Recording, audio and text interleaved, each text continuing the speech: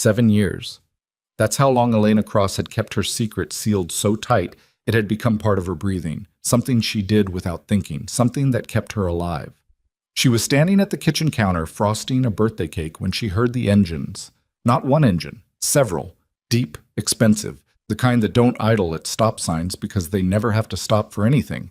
She put down the spatula, the frosting knife, wiped her hands on the dish towel that had a faded lighthouse printed on it, the one Noah had picked out at the gift shop 2 summers ago because he said lighthouses were basically just buildings that refused to give up. She walked to the front window and looked out. 3 matte black SUVs sat at the curb in front of her house. Then a fourth turned the corner, slow and deliberate, like a period at the end of a sentence. Neighbors were already stopping on sidewalks. Mrs. Heller from across the street had frozen mid-walk with her terrier. The dog was barking. Nobody was moving. Elena's hands had stopped working. Her lungs hadn't caught up yet.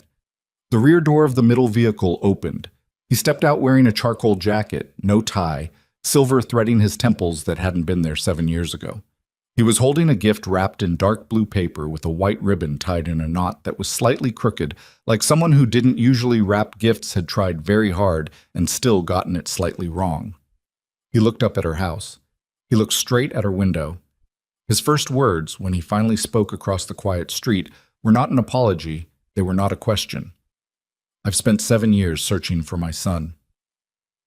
If you've ever made a decision in a single moment that you've spent every year since trying to outrun, drop a like and tell me what city you're watching from in the comments. I read every single one. Subscribe if you haven't yet, because the story you're about to hear doesn't let up, and you don't want to miss what happens next. The party balloons were still swaying on the porch railing. 6 of them, red and gold, because Noah had been very specific about the colors this year. He was 7 now and had opinions. He had a lot of opinions, and Elena had spent every year of his life being quietly terrified by how much those opinions reminded her of someone she had trained herself never to think about. She had 12 minutes before the first guests arrived. She knew because she'd been checking the clock every 4 minutes since noon, the way she always did when she was anxious, counting down to some imaginary moment when everything would finally be okay. Instead, she was standing in her living room watching Damien Viscari walk up her front path. She moved before she thought about it, crossed the hallway, pulled open the front door, and planted herself in the doorway with her arms crossed and her feet exactly shoulder-width apart in a stance she'd learned from years of dealing with difficult family members in pediatric ICS. Steady, calm, don't let them see your pulse. Don't, she said. He stopped at the bottom of the porch steps. Up close, he was different from what she'd spent 7 years remembering. Harder in some places, quieter in others. There were lines at the corners of his eyes she didn't recognize. His jaw was set in that particular way she did recognize, the one that meant he'd already decided something and was simply waiting for the world to catch up. Elena. Don't say my name like that. She kept her voice low. The neighbors were still watching. Don't say anything. Get back in your car and drive away from my house. I can't do that. You absolutely can. You get in the car, you drive forward, you keep driving. I know about Noah. The words landed like a fist in the center of her chest. She didn't move. She'd gotten good at not moving. You need to leave, she said. He's 7 today. Damien looked down at the gift in his hands, then back up at her. March 15th. He weighs about 53 pounds, give or take, because he went through a phase last fall where he only ate peanut butter and apples, which apparently threw off the pediatrician's projections. He has your eyes. He has my... Stop. Her voice cracked on the word. She hated that. How long have you been watching us? Long enough to know he's safe. Long enough to know you've done something I couldn't have. He said it without resentment, which was worse than if he'd said it with anger. Anger she could fight. Whatever this was, measured, careful, tired, she didn't have a weapon for it. I'm not here to take anything from you. I need you to hear that. Then what are you here for? He looked at her for a long moment. To meet my son, and to explain what you saw 7 years ago, because it wasn't what you thought it was. Behind her, she heard Noah's footsteps on the stairs. The distinctive thump-thump slide of the last step that he'd been doing since he was 3, The one she'd told him 100 times not to do because he was going to hurt himself. The one she'd stopped telling him not to do because she'd realized she would miss it desperately when he stopped. "Mom?" His voice came through the screen door. "Are those cars for my party? Because Marcus's brother has a truck, but it's not that cool." Elena did not turn around. She kept her eyes on Damien, and she watched something happen in his face that she had not prepared herself for. He went very still. The gift dropped an inch in his hands, and then he caught it again. His jaw worked once. His eyes moved past her shoulder to the shape of his son standing behind the screen door, and for a single second, 1 second she would spend a long time trying to unsee, Damien Vescari looked like a man who had been running for 7 years and had just, for the first time, stopped. "Go back upstairs, baby," Elena said, keeping her voice even. "I'll be right in." "But who?" "Upstairs. I'll explain in a few minutes. Go." The footsteps retreated. She counted them. 7 steps up, then the creak of the hallway, then silence. She looked back at Damien. "You're not coming in." "I'm not asking to come in today." He held out the gift. "I'm asking you to let me explain. After that, you make whatever decision you need to make, and I'll respect it." "You'll respect it." She said it flat, no inflection. "I know what that sounds like coming from me. I know what you think I'm capable of.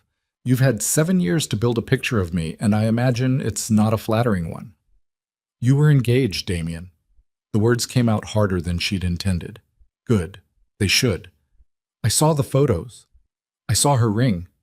I watched you at that reception, your hand on her back, you laughing, you completely fine 3 months after you and I—" She stopped herself. "You were completely fine." "I was not fine. That's not what I saw." "I know." He stepped up 1 stair. She didn't step back, and he didn't come further. "Elena." Her name was Carla Marin. She was a federal agent embedded in my organization for 3 years. The engagement was staged. The whole thing was a coordinated operation to draw out a group of men inside my own ranks who were selling information to federal prosecutors and to 2 rival families at the same time. If anyone had known it wasn't real, if you had known, if anyone who knew you had known, it would have collapsed. People would have died. He paused. More people than did. She stared at him. "I never chose her over you," he said. "I never chose anything over you. I chose to protect the people in my organization who deserved protecting, and I did it the only way I knew how, and I didn't get to explain it to you first because there was no safe way to do that, and I was—" He stopped.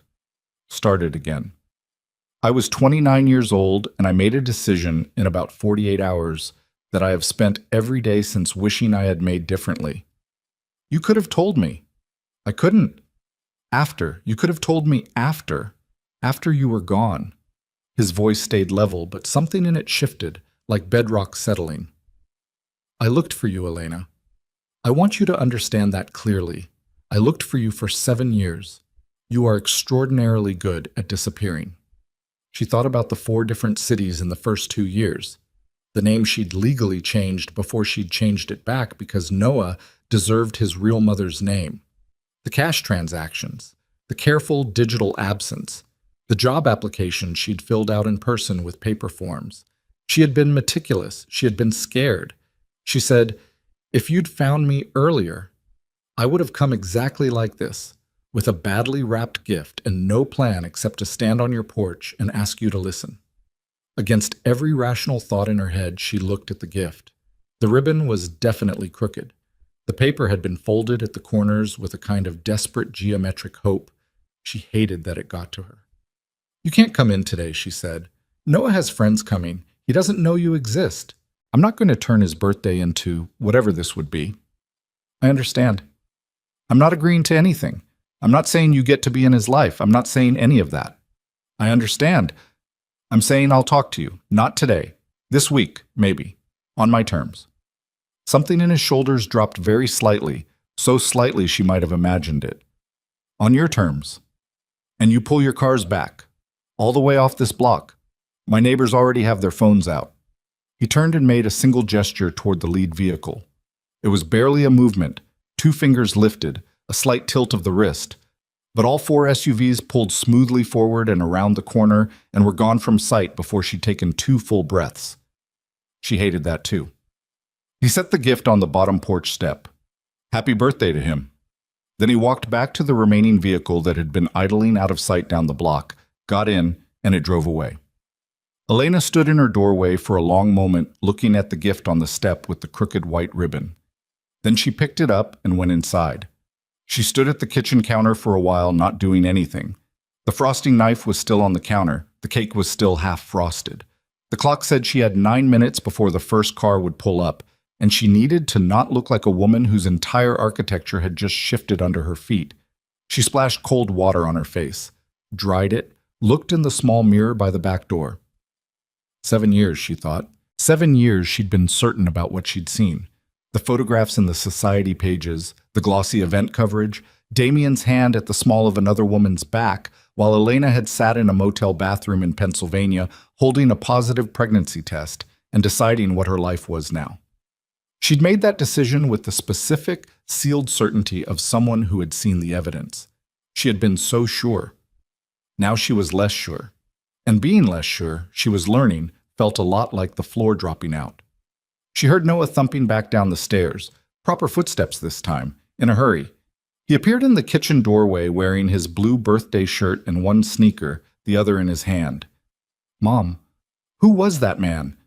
She turned to face him, 7 years old, small built but sturdy, with her cheekbones and something in the set of his eyes that she'd always told herself she was imagining.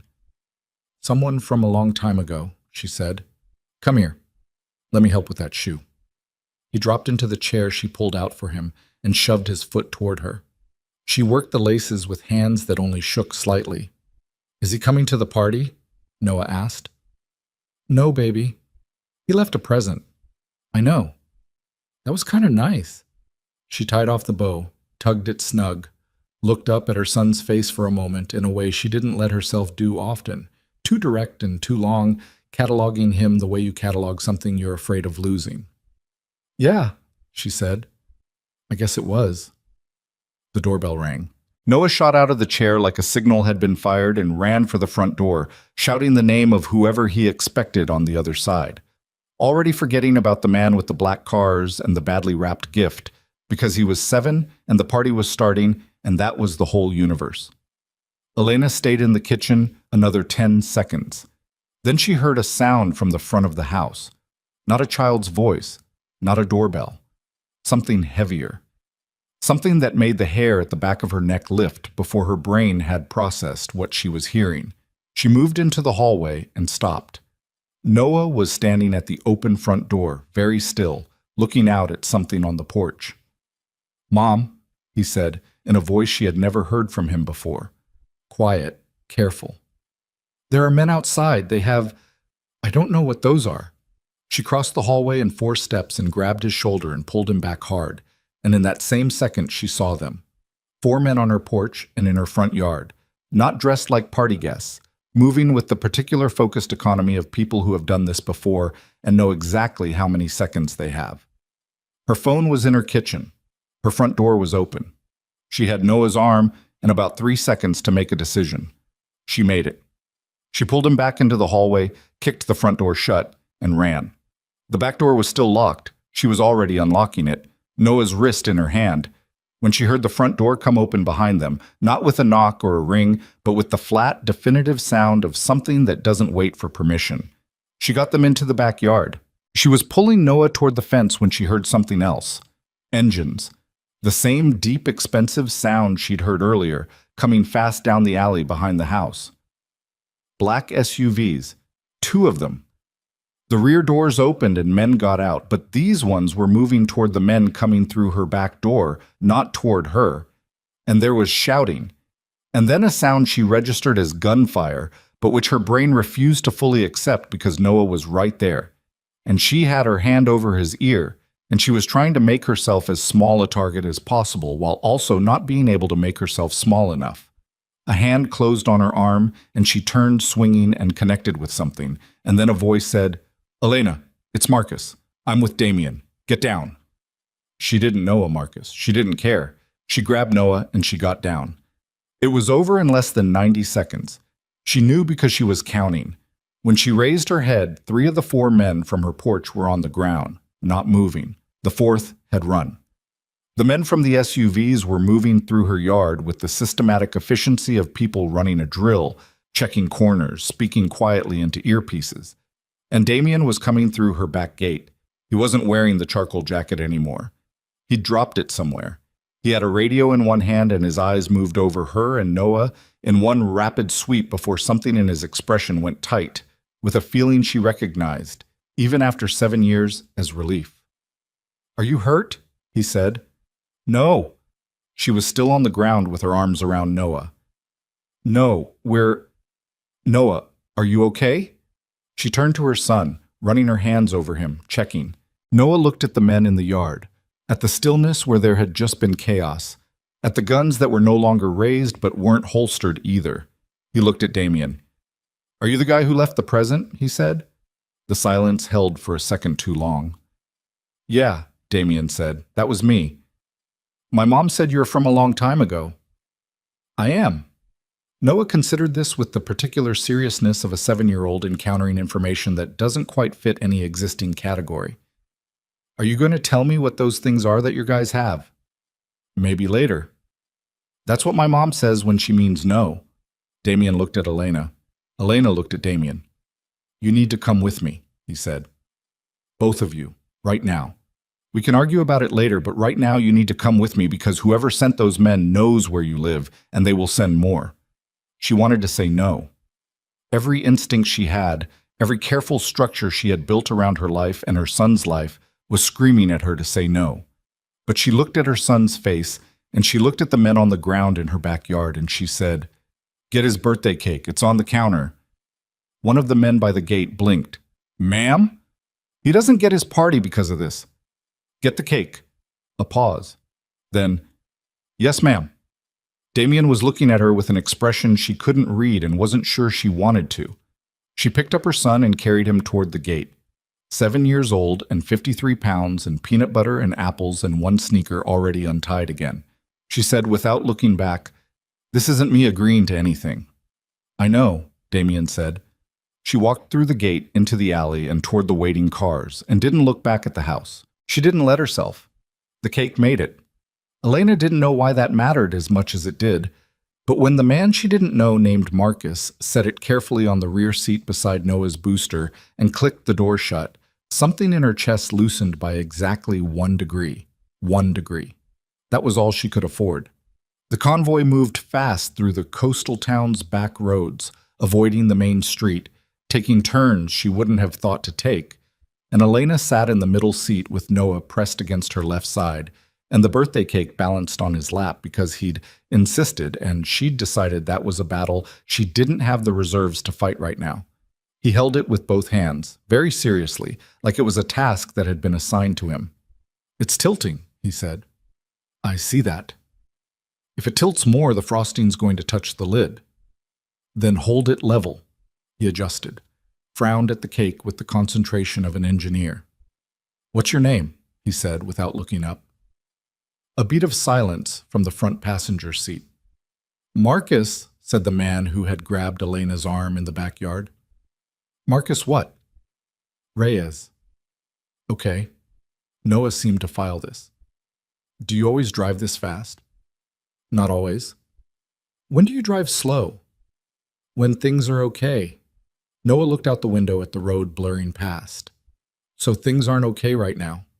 Marcus said nothing. Elena pulled Noah closer, and he let her, which meant he was more scared than he was showing. He was his father's son in that particular way, and it hit her so precisely she had to look out her own window for a moment. Damien was in the lead vehicle. She couldn't see him. She could see the back of the first SUV, and that was it, which was already more Damien Viscari than she'd had in 7 years. And it was not enough, and also too much. The estate came into view 20 minutes later, set back from the coastal road behind a tree line so dense it functioned as a wall. Iron gates.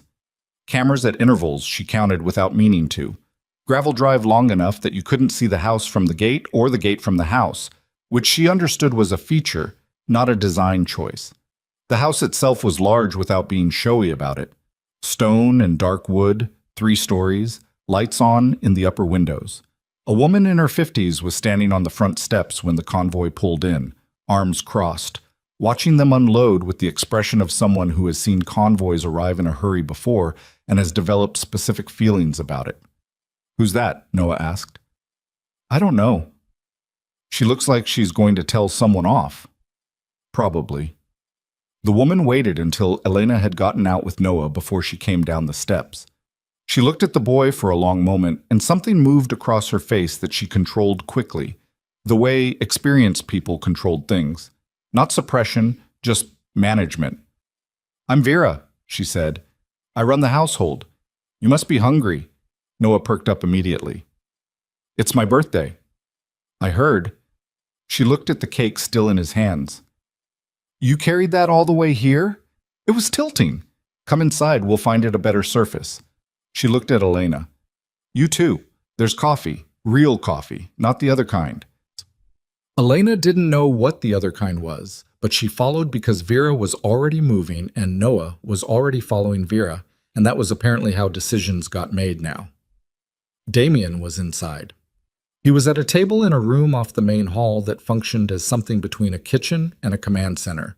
2 laptops open, a man she didn't know standing at his shoulder, papers spread in a way that wasn't chaotic but wasn't organized either, the particular spread of someone in the middle of something that won't wait. He looked up when they came in. "Noah?" he said. Not to Elena, directly to the boy. "I'm glad you made it."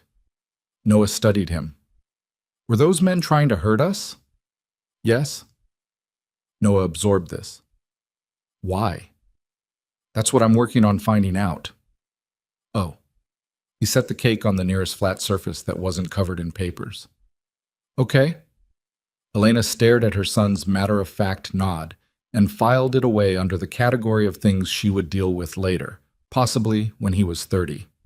She turned to Damien. "Tell me what just happened. Sit down." "I don't want to sit down. Tell me what happened at my house." He looked at the man at his shoulder. The man moved out of earshot, not out of the room, Elena noticed, but far enough. A line of courtesy, not privacy. 4 men, hired contractor level, not career, Damien said. Someone put them together fast, which means the order went out very recently. The question is when they found out Noah's location, because I only confirmed it 48 hours ago, and the number of people who knew is... He stopped. His jaw tightened. Small. How small? 3 people besides me. The silence had a specific weight to it. "So someone in your organization tried to kill my son," Elena said. "Someone with access to very specific information." "Yes." "And you want me to stay here? In your house? With people from your organization?" "I want you safe. And right now, this is the safest place I can put you, and I know how that sounds. Do you?" "Elena, don't." She moved closer, dropped her voice. Noah was across the room with Vera examining something in the refrigerator, but she'd spent 7 years developing the skill of arguing without performing. "Don't say my name like it's a period. Tell me why I should trust a single person in this building when one of 3 people you trusted just sent men to my son's birthday party." Damien looked at her. "Because," he said, "the 3 people are Marcus, Vera, and a man named Lucien Varga. And Lucien is my chief of operations and has been with me for 15 years. And I am standing here telling you that I cannot explain how those men found Noah so fast. And that is the thing keeping me awake right now, not your question." "What's Lucien's last known location?" He blinked, just once, but she caught it. "He was in the city, coordinating logistics for... Why?" "Because if I were running a leaked operation, I would make sure I wasn't anywhere near the fallout," Elena said. "Where is he now?" Damien turned to the man in the corner. "Find Lucien." The man moved. The next 3 hours were the most disorienting of Elena's life, which was saying something, because her life had included a lot of hours she didn't have a category for. Vera fed Noah birthday cake and 2 plates of pasta in that order, which he accepted as the correct birthday sequence. She found him a room on the 2nd floor with a window that looked out at the water and a bookshelf he immediately started cataloging. "He's 7, Vera said quietly, coming to stand beside Elena in the hallway outside the room. "Yes. He handles things well. He doesn't know what he's handling yet. Vera considered this. He's going to want answers. I know. What will you tell him? Elena looked at her son through the half-open door, running a finger along the spines of books he'd never read by a man he'd never met. In a house that was half fortress and half the kind of place someone builds when they're trying to make something feel like a home and don't quite know how. The truth, Elena said. When I know what it is. Vera nodded once and left. Elena stood in the hallway for a moment. Then she went back downstairs. The man Damien had sent to find Lucien came back with nothing good. Lucien had checked out of the city hotel he'd been booked in at 7 that morning, 3 hours before Elena's party, 2 hours before the convoy had left for the coast. His phone was going to voicemail. His second phone, the one only Damien's inner circle knew about, was off. 7 this morning, Elena said. Yes. Before you left to come see us. Damien's expression didn't change, which meant something was happening underneath it that he'd decided not to show. He knew I was going. I told him last night. You told him you were coming to see Noah. I told him I'd located you and I was going in person, not the exact address. He shouldn't have had the exact... He stopped. He's been running logistics for 6 months, routing, scheduling, location data. He would have had access to the tracking protocol we used to... Another stop, shorter this time, like he'd run into something. To find us, Elena finished. He didn't answer, which was an answer. She sat down, not because she wanted to, but because her legs had reached a decision without consulting her. She sat in the nearest chair and pressed her hands flat on her thighs and breathed. You tracked us, she said. I've been looking for 7 years. That's not what I asked. I used every resource I had to find my son. His voice was steady, but there was something underneath it that wasn't. I'm not going to apologize for that. I'm not asking for an apology. I'm asking you to understand why the idea of staying here, in your house, surrounded by the people who had access to our location before those men showed up. She stopped, started over. I need you to understand what you're asking me to trust. He pulled a chair from under the table and sat down across from her, not behind the table. He moved it so there was nothing between them, which she noticed. Lucien has been with me since I was 24, he said. He was the first person I trusted completely when I took over from my father. He built the operational structure that let me clean out the corrupt branches. He was, the person I would have said I owed more to than anyone in my organization. He paused. If it's him, Elena, if he's the one who leaked Noah's location, then I have been wrong about something fundamental for 15 years. And I need you to understand that that is not a comfortable thing to sit with. No, she said. I imagine it's not. I also need you to know that it doesn't change anything. Whoever did this, whatever the reason, nobody touches my son. The word landed in the room and stayed there. My son. Said without drama, without a claim being staked, just a fact as settled as stone. She looked at him. He doesn't know who you are yet. I know. You don't get to walk in and be his father because someone tried to... I know. Stop agreeing with me. I'm not agreeing. I'm saying I hear you. He leaned forward slightly, elbows on his knees. I have been trying to find you for 7 years, Elena. Not to take anything, not to control anything. I know what my life is. I know what I've built and what that means and what it costs the people close to me. I'm not asking you to pretend it's something it isn't. Then what are you asking? He was quiet for a moment. I'm asking you to let me keep you both alive until I can figure out who signed the kill order. After that, you can go wherever you want, and I'll fund the disappearance myself if that's what you need. But right now, I need you here. She held his gaze. 7 years was a long time to practice not looking at something. She was out of practice now. I found something, she said. Before everything fell apart. When I left New York. She stood up. Wait here. She went upstairs. Noah looked up from the bookshelf when she came in. Mom, did you know this guy has a whole shelf of books about ships? I didn't. Like not fun ships, actual historical ships. That's kind of weird, right? A little, she said, going to her bag. She'd packed it herself, fast, essential only, and she'd put it in without thinking because it had been in her go bag since the day she'd left New York. Some habits were too deep to be intentional anymore. She unzipped the inner pocket and took out the pendant. Dark metal, asymmetrical, roughly the size of a silver dollar, but heavier. Damien had given it to her 8 years ago in a hotel in Rome on the first trip they'd taken together, where neither of them had pretended it was something other than what it was. He'd said it had been his mother's. He'd said that about 3 possessions in his life, and she'd believed him about all 3, and she still believed him about the pendant. She'd taken it when she left because she'd been angry and because she'd wanted something of his, and she'd hated herself for both reasons. She turned it over in her hand. On the back, nearly flush with the surface, was a seam she'd never noticed before. Or maybe she'd noticed and assumed it was a casting flaw. 7 years of carrying a thing could make you stop seeing it. She pressed it. A section of the back panel shifted. She stood very still.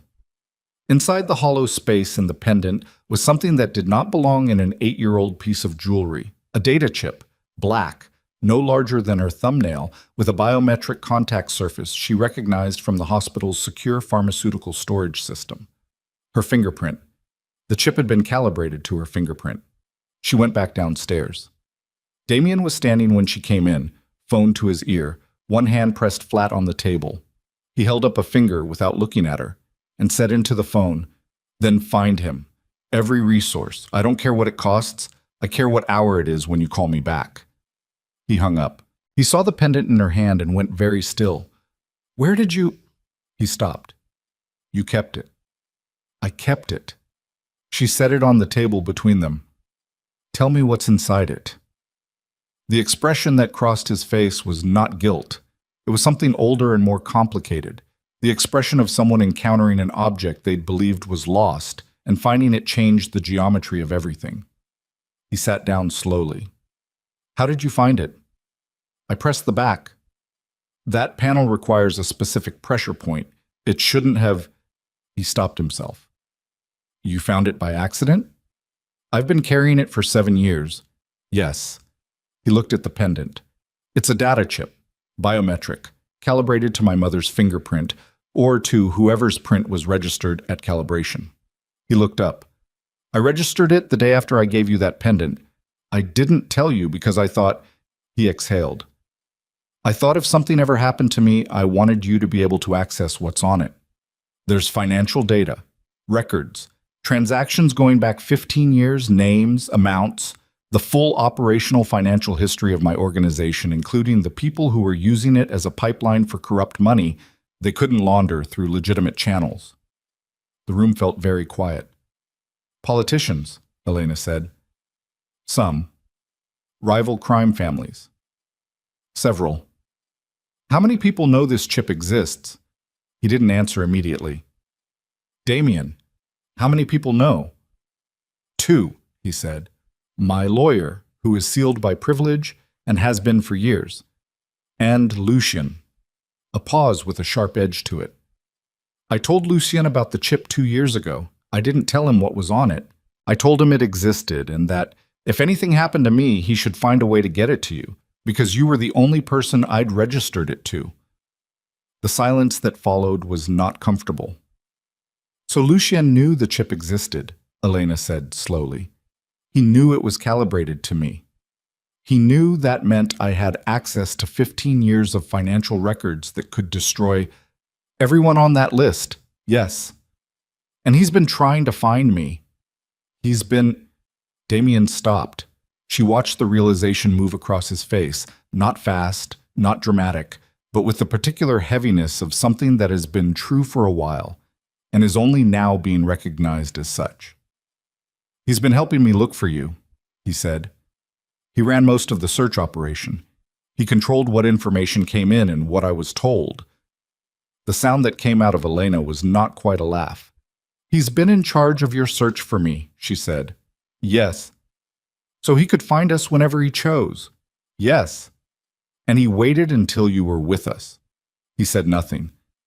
"He waited until you confirmed the location and went in person," she said. "Because he needed both of us in the same place. He needed you away from your security structure, and he needed me to lead him to the chip."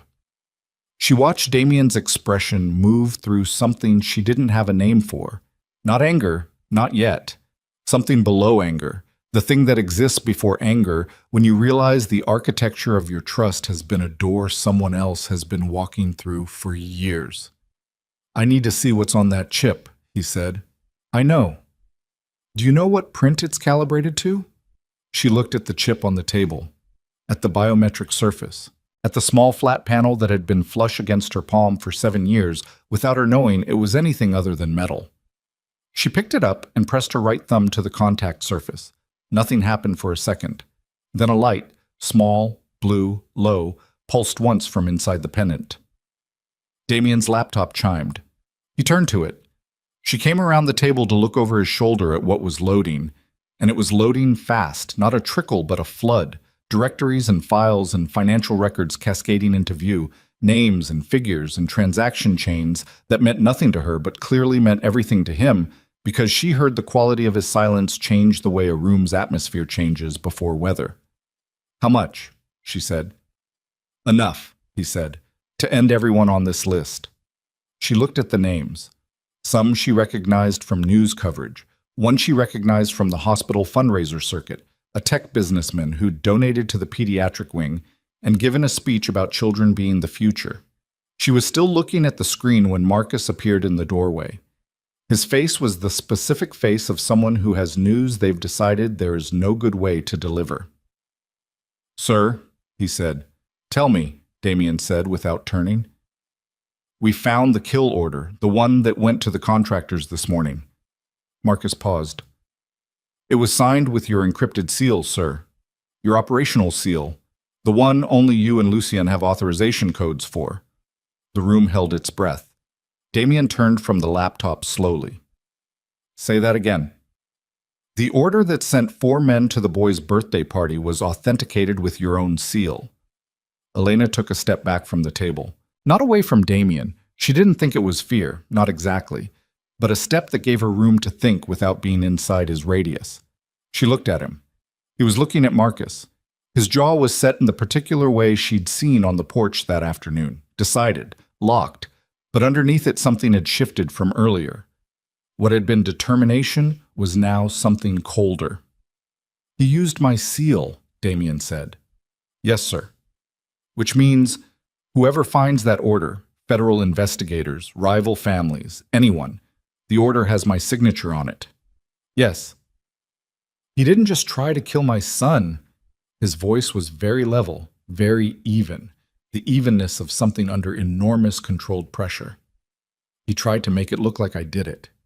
Elena looked at the chip still in her hand, at the files still cascading on the screen, at the name Lucien Varga, which did not appear in the files she could see, but which she understood now was the space around every name that did, the absence that had been operating the whole machine. He's been planning this for a long time, she said. Damien looked at her. Not just today, she said. The disappearance. 7 years ago. You said earlier he ran the search operation. He controlled what information reached you. She set the chip down carefully. What if he didn't just fail to find me? What if he found me early and kept it from you and spent 7 years positioning himself so that when you finally did find Noah, he could use it? Damien's expression. She'd never had a word for it before. She had one now, the particular look of a man who has just understood how long he has been in a room he thought he chose. He would need the chip, Damien said. He needed you to lead him to me, to lead him to it. He's been waiting. He's been building, she said.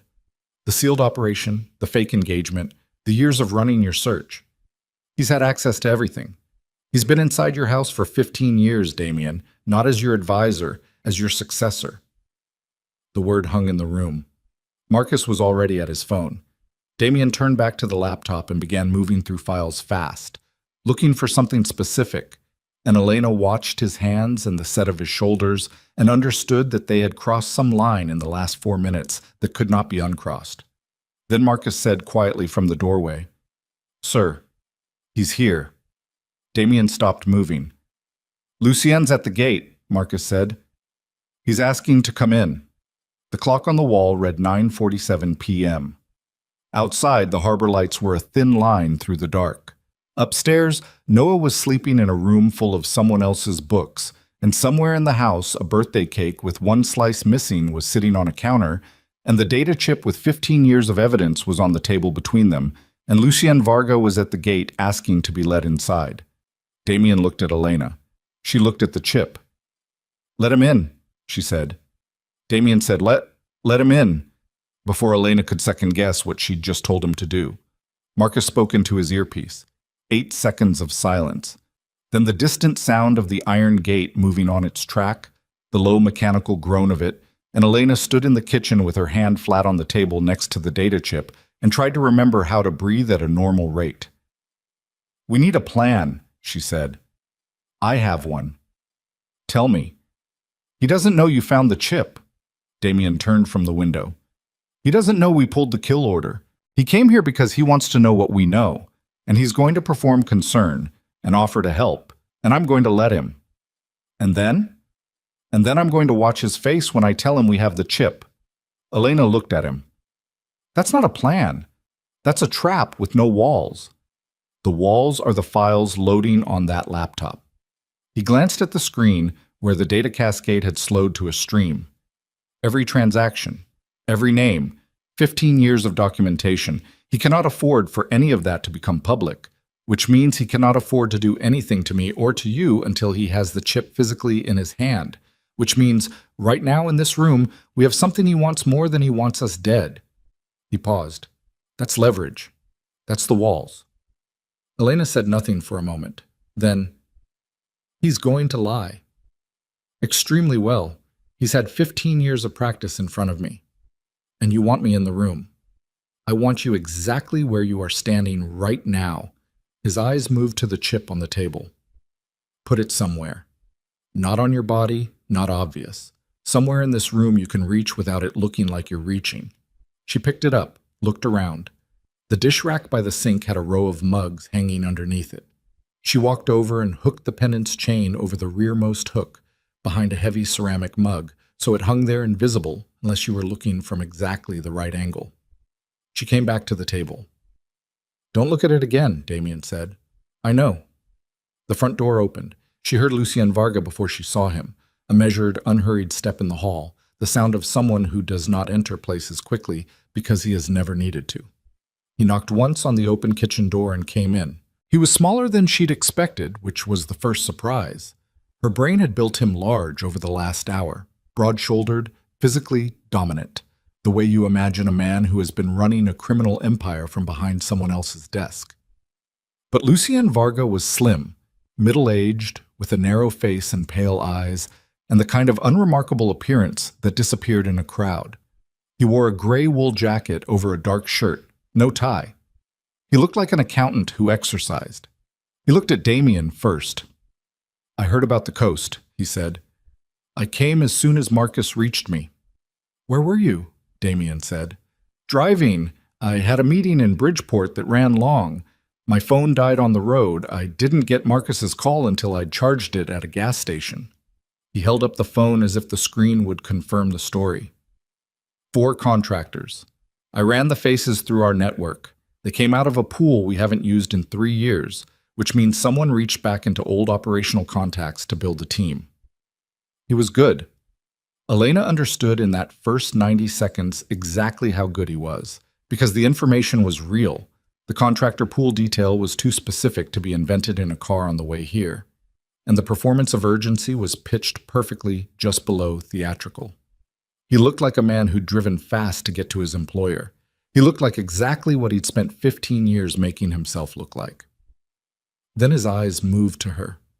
"You must be Elena," he said, and smiled. And the smile was warm and entirely calibrated. "I've heard about you for years." Damien never stopped. "I know who you are," Elena said, a half-beat. "Of course. He's told you about me." "He has." Lucien looked between them, read the room. Something shifted in his expression, very subtle, the way a card player's face shifts when the table doesn't respond the way the odds said it should. "Is there something—" "Sit down, Lucien," Damien said. He sat, slowly, without showing that it was slowly. He pulled a chair from under the table and settled into it the way a man settles when he is choosing to appear relaxed rather than actually being relaxed. Tell me about the seal, Damien said. Lucien's eyes did not move. Which seal?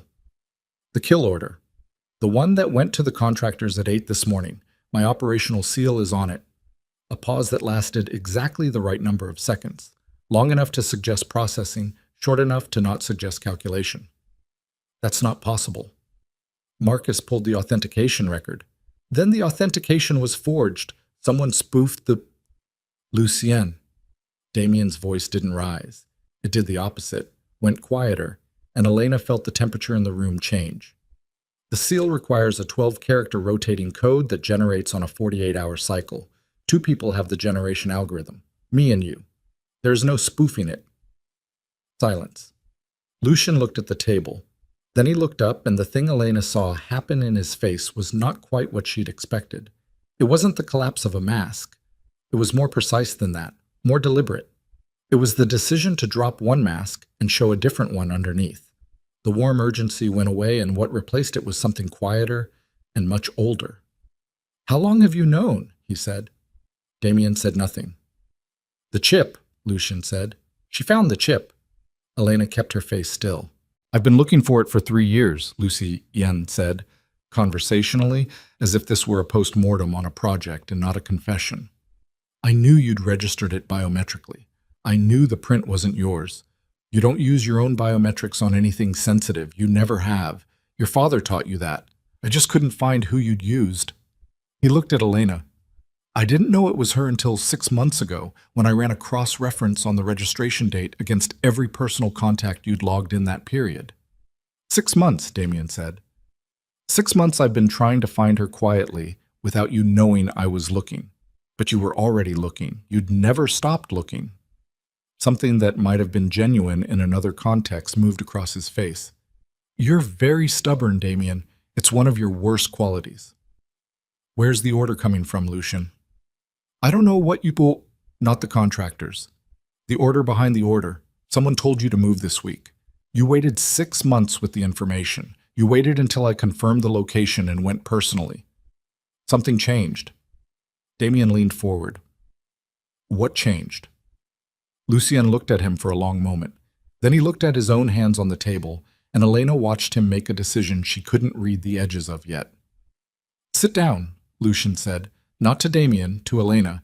"You should hear this too, given what it cost you." She didn't sit. "Say it standing." A flicker of something that wasn't quite respect crossed his face. 7 years ago, he said, when you left New York, I found you in Pennsylvania. 11 days after you disappeared." The words hit her in the sternum. "You were in a motel, Clearfield County. You'd paid cash, given a false name, but you used a credit card for the gas station across the road, and the system flagged it as associated with a vehicle registered in your old neighborhood." He said it neutrally, like a map being read aloud. "I had your location in 11 days. Elena's hands had gone very still at her sides. "I didn't tell Damien," Lucien said. The room held. "Why?" Damien said it as one flat syllable. Lucien turned to look at him.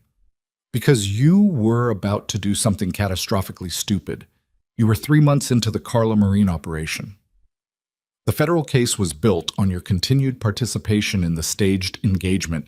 If you'd broken away to find a woman who had disappeared voluntarily, it would have signaled the whole thing. The prosecution would have collapsed. 3 years of work, 6 informants, all of it gone.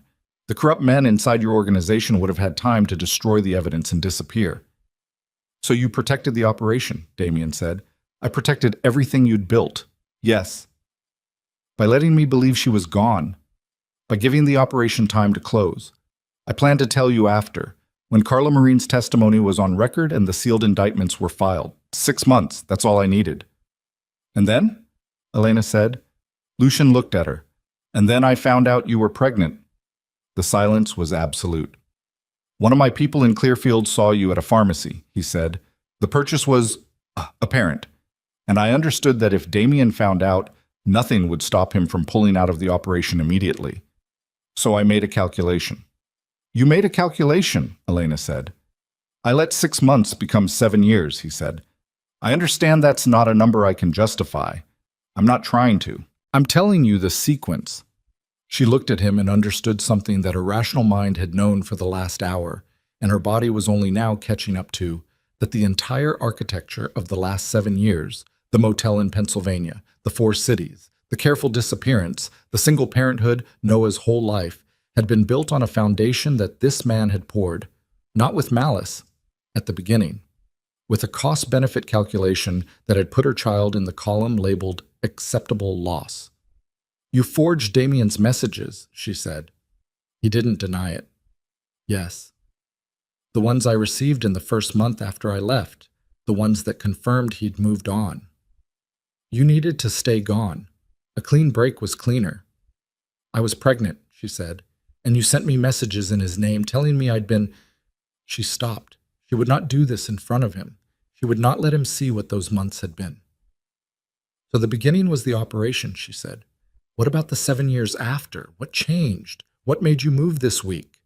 Lucian looked at the table again, and Elena understood then that they'd reached the part of the story she hadn't anticipated, because his expression changed in a way that the earlier confession hadn't changed it. Something tightened, something he hadn't prepared for. "There's a buyer," Damien said quietly. Lucien looked up. "Someone offered to purchase the data on that chip," Damien said. "Someone who knew it existed and knew roughly what was on it. Someone who had reason to believe they could get it from you." The silence confirmed it. "Who?" Damien said. "The Senna family," Lucian said. "They've been rebuilding since you dismantled their East Coast operation 4 years ago. They got word, I don't know how, that there was documentation that could be used to turn the political and business figures on your list into weapons against you, against your legitimization efforts, against the foundations and the legal restructure you've been planning." He paused. "They offered me the kind of money that doesn't have a real number." "And what did you tell them?" "I told them I'd think about it." He met Damien's eyes. "I've been thinking about it for 6 months. Damien stood up from his chair, slowly, the way a building settles before something structural fails. "You've been sitting across from me for 6 months, he said, "planning to sell 15 years of documentation to the family I destroyed, using my own seal to frame the kill order so that when it was over, the evidence pointed at me." "That was a contingency plan," Lucien said. "If things went wrong." "They went wrong in my son's backyard. The contractors moved early. I gave them a window.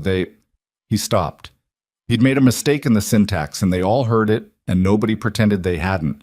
He'd said I gave them a window. The room went very cold. "Marcus," Damien said without raising his voice. Marcus appeared in the doorway. "Take him to the East Room," Damien said. Lucien stood. He did it calmly, which was the most frightening thing he'd done since he walked in. He stood and straightened his jacket and looked at Elena with an expression that was not quite an apology, and not quite anything else she had a name for. "I did protect the operation," he said. "That part was true. Everything after that—" He stopped. "I understand there's nothing useful I can say." "No," Elena said. "There isn't." Marcus took his arm. They left. Elena stood in the kitchen, listening to the footsteps recede down the hall, and counted them the way she counted everything now, as if numbers could make a container for what didn't fit any other shape. Then she went to the dish rack and unhooked the pendant and held it in her hand and felt its weight, which was the same as it had always been, the same weight she'd carried for 7 years, the same metal against the same palm, but it was different now in a way she couldn't explain and didn't try to. Damien was at the window. He'd been at the window for 30 seconds and hadn't moved. "The Senna family," she said. "Yes." "They know about Noah." He turned. "Yes." Lucien told them. "As leverage, yes. If he couldn't get the chip, he could offer the heir." The word hit her like ice water. Heir, Noah. Her son's life itemized as a bargaining chip in a transaction she'd never agreed to enter. "How much time do we have?" she said, "before they realize the contractors failed and send something worse?" He picked up his phone. "Hours, maybe less. The file's on the laptop. Uploading to a secure server. The chip data will be preserved off-site in 20 minutes regardless of what happens to the physical chip. Then we need to move Noah." "I know." "And Lucien stays here." His voice was flat. "Secured. He knows where you'd move us. He knows your locations.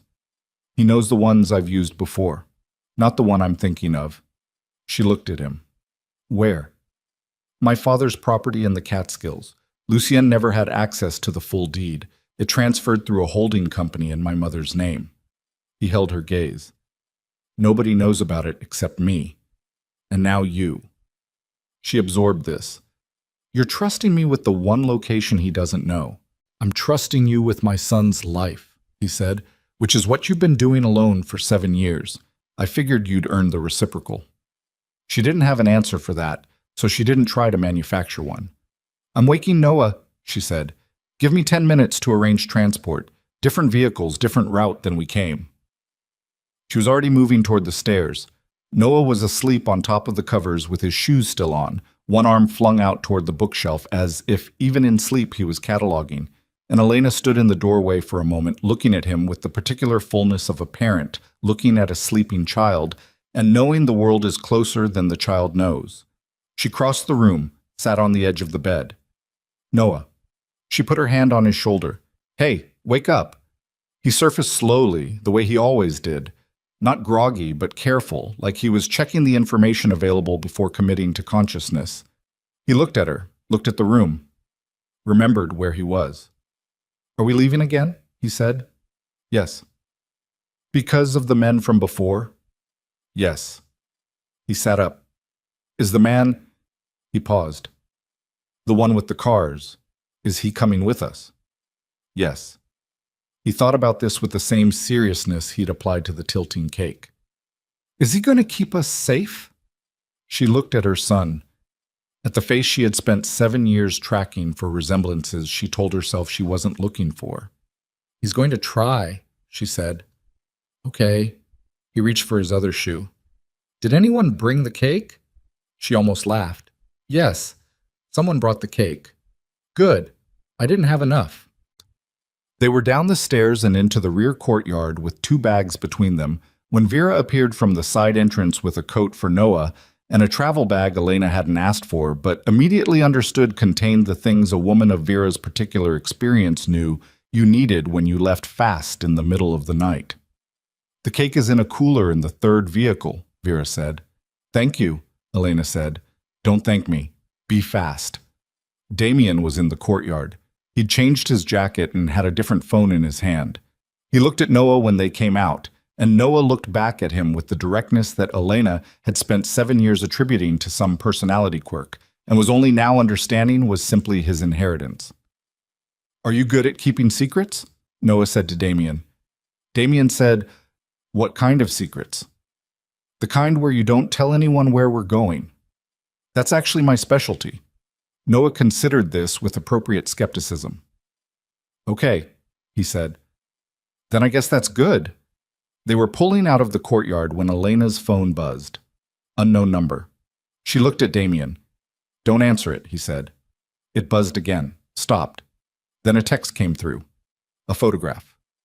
She looked at it. It was a photograph of the east room of the estate, taken from outside the window. Lucien sitting in the chair where Marcus had left him, wrists zip-tied, expression unreadable. The text beneath the photograph said, We already have someone inside. She showed it to Damien. He looked at it, his jaw set. He spoke to Marcus in the front seat in 2 words. Sweep the building. We're already gone, Elena said. Marcus needs to stay with us. I have people at the estate. Your people at the estate are whoever took that photograph. She held the phone so he could see it again.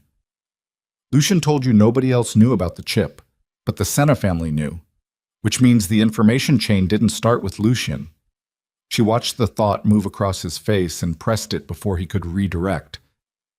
You have a second leak, someone else, someone who isn't Lucien. He looked at the photograph.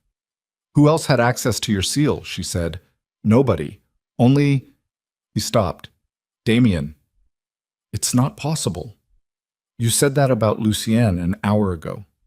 The vehicle was moving. The gate was behind them. The road was dark and the Catskills were 2 hours away, and somewhere in the estate they'd just left, a man in a chair was the most visible piece of a problem that was now clearly much larger than one man in a chair. She looked at the photograph again. At the window. at the angle. The photo was taken from outside, she said, which means whoever is inside was already there when you pulled in tonight, before Lucy arrived, before the convoy came back from the coast. She turned to Damien. They were inside before we arrived. Damien pulled out his phone, called someone. Let it ring. Pick up, he said quietly. Let it ring more. Pick up. Nobody picked up. He lowered the phone. The name on the screen was a single word, the name of his estate's head of internal security, a position that sat above Marcus, that sat above everyone, that had access to every room and every system and every camera in the building. Who is that? Elena said. My cousin, Damien said. Petro. The convoy kept moving. The road unspooled dark ahead of them, and Noah was asleep again between them, with his head against Elena's shoulder, and the chip was in her coat pocket, and the text was on her phone screen, and the name on Damien's phone screen glowed once before the screen went dark. Elena said, How long has Petro worked for you? 12 years. And Lucian recruited him? Damien looked out the window at the dark. Lucian recommended him, he said, when I needed to fill the position. She let that sit. So Lucian built the access, she said. He put Lucian's man in the position. He built the leak before he needed it. Years before. She paused. He didn't improvise any of this, Damien. The Senna money, the seal, your cousin, the search operation he ran for 7 years. This is architecture. He was building a transfer of power while standing in your house, pretending to hold it up. Outside, the first trees of the highway corridor began to move past the window. They were in the open now, exposed, on a road Lucian knew because there were only 3 routes from the coast to the interior, and a 15-year operational mind would have mapped all of them. We need to go a different way, she said. There is no different way? Then we need to go faster, Damien told the driver. The vehicle accelerated.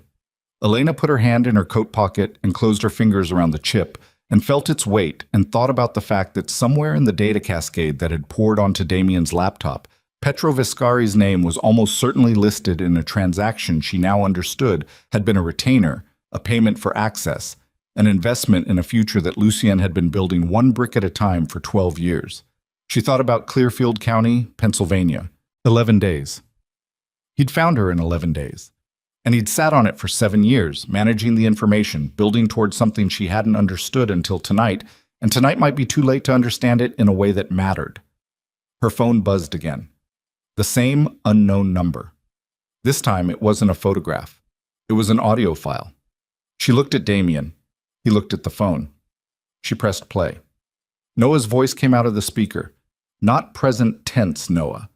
This was younger, maybe 5, maybe 5.5. The voice he'd had before it had begun to lose the early childhood softness. Recorded. She recognized the background sounds. Their kitchen in the second apartment, the one near the water treatment facility, the one she'd thought was completely private. He was singing. A song she'd taught him. Something small and private and entirely theirs. And then the audio file ended and was replaced by a single line of text. We know everywhere you've ever been. Give us the chip or we introduce ourselves to the boy. Elena stopped breathing. Damien took the phone from her hand, read the message, set the phone face down on his knee with a careful, deliberate movement that she recognized as the physical act of not doing what he wanted to do. They've had surveillance on you, he said. For how long? Years, she said. If Lucian found me in 11 days and sat on it, he would have needed to verify I stayed gone. He would have needed... She stopped. The walls of the last 7 years were rearranging themselves, every safe apartment and careful routine and presumed privacy stacking into a new shape that looked nothing like safety and everything like a managed containment. He was watching us, the whole time, to make sure I didn't come back on my own. And Petro had the resources to maintain that surveillance without it touching my operational budget, Damien said. External contractors, off book. So they have recordings, possibly years of them. And they'll use Noah to... They won't touch him, Damien said. Damien, I said they won't touch him. He turned to look at her, and whatever was in his face was not a guarantee exactly, but it was something she'd only seen once before. Rome. 8 years ago. when he'd said something with his whole body and not just his voice. They cannot use him if they don't have him, and they do not have him. She looked at her son asleep between them, head still against her shoulder, breathing the slow and trustworthy breath of someone who had no information about what his life was actually being made of right now. He's going to need to know, she said. Yes. Everything. Yes. He's 7. I know. His voice was quieter than she'd heard it all night. I know that. I'm sorry that's the conversation you have to have. We, she said. He looked at her. We have that conversation, she said. If you're going to be his father, then you're going to be in the room when his mother tells him the truth about his life. You don't get to hand me that and step back. He held her gaze for a moment. Okay, he said. The vehicle moved through the dark. The trees thickened on either side of the road. 2 hours to the Catskills, and somewhere behind them an estate with a compromised security head, and a man in a chair, and a window where a photograph had been taken, and ahead of them a property only Damien's mother had known about, and in Elena's coat pocket a chip that had started this whole unwinding and was now the only thing keeping them from the full weight of what Lucien Varga had built. She felt the vehicle begin to slow. She looked up. The driver said quietly, "Sir, there's something on the road." Ahead, in the sweep of the headlights, a car was stopped diagonally across both lanes, not broken down, deliberately placed. Lights off. Damien was already on the radio. The second vehicle in the convoy responded. We have movement in the tree line, left side, multiple contacts. The third vehicle, same right side. Suggest we reverse and a sound. The road ahead of them erupted in light as a vehicle that had been dark and still suddenly turned on its high beams directly into the convoy's windshield. Elena put her arm across Noah before she'd made a decision to do it. He woke up blinking. "Mom?" She said, "Stay down," and pulled him flat across the seat. Damien said 2 words to Marcus in the front seat, and Marcus was already moving and the vehicle was already going in reverse. But the trees on both sides were giving up the shapes of men who had been waiting there in the dark, with the patience of people who knew exactly which road this convoy would take because they had been told, and they had been ready, and the trap had been built long before tonight. The first gunshot hit the lead vehicle's rear panel. Noah said very quietly into Elena's ribs, "I thought he was good at keeping secrets." And Elena, with her arm around her son on the floor of an armored vehicle on a dark highway with the tree line closing in on both sides, thought, so did I. The vehicle was moving backward at a speed that wasn't designed for reverse. Elena kept her arm across Noah and her other hand braced against the seat back and felt the whole chassis shudder every time the driver corrected the wheel, the tires screaming against asphalt that didn't care what direction they needed to go. Noah had his face pressed against her ribs and wasn't making a sound, which was either bravery or shock, and she didn't have time to determine which. "Second vehicle is cut off," Marcus said from the front, voice flat and operational. "They've got a truck across the rearward lane." "How many in the tree line?" Damien said. 8, maybe 10. I lost visual when the lights went." "Side road, half a mile back. Get to it." "If they've got it covered." "Get to it, Marcus." The driver wrenched the wheel. The SUV slid wide across both lanes, rear end swinging with the particular violence of a large vehicle asked to move like a small one, and then they were facing the opposite direction and accelerating forward, and Noah made a single involuntary sound against Elena's side that she absorbed without comment, because she was making her own involuntary sounds internally, and managing them was taking all available resources. A gunshot. Then 2 more in quick succession, not the flat pop of a handgun, but something heavier, caliber, that meant business. The rear window held. She didn't know what the glass was rated for, and was grateful she didn't have time to find out. "They're behind us," Marcus said. "I know." Damien was on his phone. "Where's the third vehicle?" Static. Then a voice she didn't recognize. "Still at the blockade. We can't—" More static. "Minimum 4 vehicles on our position. Sir, we cannot—" The call dropped. Damien looked at the phone, put it in his jacket pocket. "The third vehicle had 2 of my best men," he said. Not to Marcus, not to Elena exactly. The statement of a man accounting to himself. Are they? Elena started. I don't know. He looked at her. The side road leads to an old service route. It connects to the highway bypass 3 miles east. We can lose pursuit in the interchange if Marcus is fast enough. I'm fast enough, Marcus said, with the particular offense of someone who has never needed to claim competence because it has always been evident. They hit the side road doing 60, and the surface changed from asphalt to packed gravel, and the SUV's suspension expressed its opinion loudly. Elena tightened her arm around Noah, and Noah tightened himself against her, and neither of them said anything because the math of the situation didn't leave room for conversation. She could see in the right side mirror headlights on the main road. Turning, following. 2 vehicles behind us, she said. 3, Marcus corrected. The third one cut through the field. See the lights at 2 o'clock. She looked. 3 sets of headlights spread wide, closing the gap with the coordinated movement of people who had rehearsed this or something close enough to it.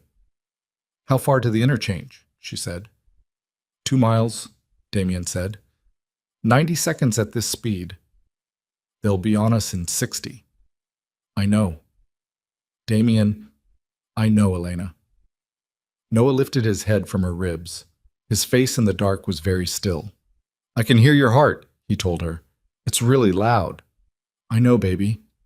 Mine too. He considered this. Is that bad? No, she said. That's just what it does when it's working hard. He looked past her at the side window in the darkness rushing past. Are we going to make it to the road?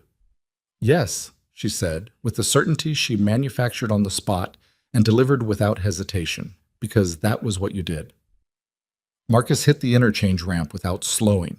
The SUV lifted on the left wheels for 1 stomach-dropping second before gravity resolved its opinion and they came down hard and accelerating onto the bypass. Elena heard the first pursuing vehicle hit the ramp behind them, closer than she wanted to calculate. Take the merge, Damien said, into highway traffic. There's a truck depot 2 exits east. We lose the vehicles there. Take the merge. Marcus took the merge. Highway traffic at 11:15 on a Tuesday was light but not empty, and the SUV threaded between a semi and a panel van with the geometry of a man who was indeed fast enough and knew it, and Elena stopped watching the mirror because the mirror was not helping. Chip, Damien said. She looked at him. If this goes wrong, he said, the chip gets to the server. The upload isn't finished. I know. I need you to be the one who... I know, she said.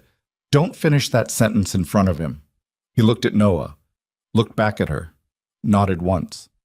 They rode in silence for 90 seconds that felt considerably longer.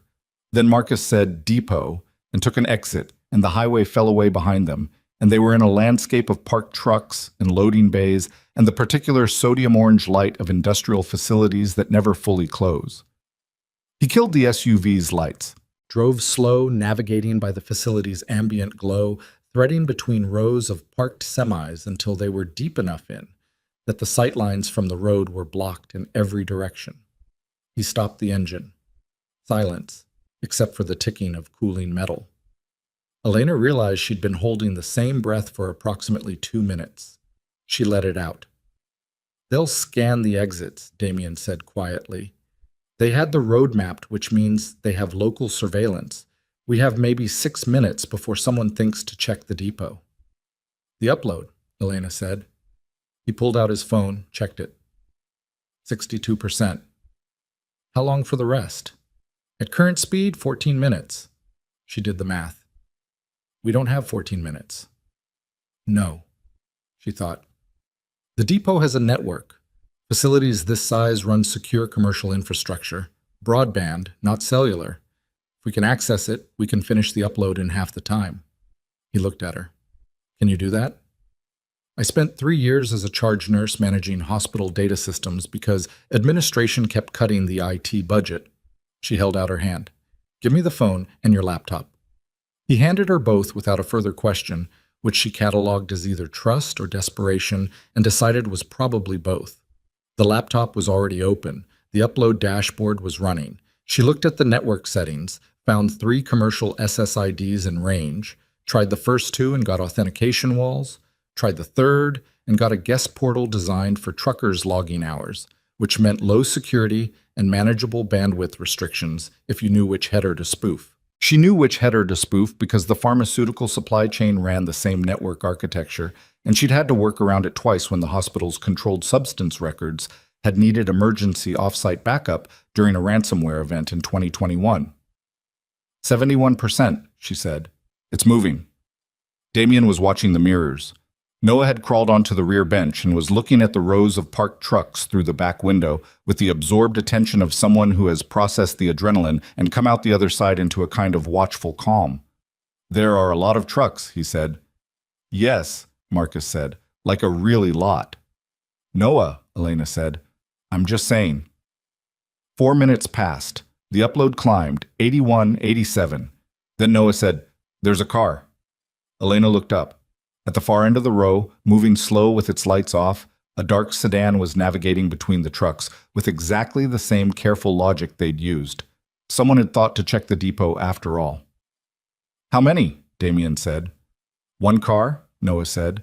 I can only see 1. 1 is a scout, Marcus said. Others are at the exits. Upload, Elena said. 93. How long? 90 seconds. We don't have 90 seconds if that scout calls our position in. Damien looked at Marcus. Something passed between them that was a conversation without being one. Don't, Elena said. It's 1 vehicle, Marcus said. You step out of this car. They know exactly where we are. They know anyway when the scout runs our plates. 94, Elena said. Give me 60 seconds. Marcus looked at Damien. Damien looked at the scout vehicle, which had stopped 2 rows over. The driver's door was opening. 60 seconds, Damien said. Marcus stayed in the car. His hand was on the door handle. He stayed. The scout was on foot now, moving between the trucks with a flashlight, angling toward them with the systematic patience of someone covering a grid. He was 30 yards out, 25. 97, Elena said. 20 yards. 98. The flashlight swept across the front of their SUV and kept moving, and Elena understood he hadn't seen them yet. The angle was wrong. The truck beside them was throwing a shadow. He stopped, turned back. The flashlight came direct. Done, Elena said. 100%. It's done. The flashlight hit the windshield. Marcus was out of the car before the scout could key his radio. The sequence that followed lasted approximately 8 seconds, and Elena pulled Noah against her and turned his face into her shoulder and kept it there until Marcus was back in the driver's seat breathing harder than before. Go, Damien said.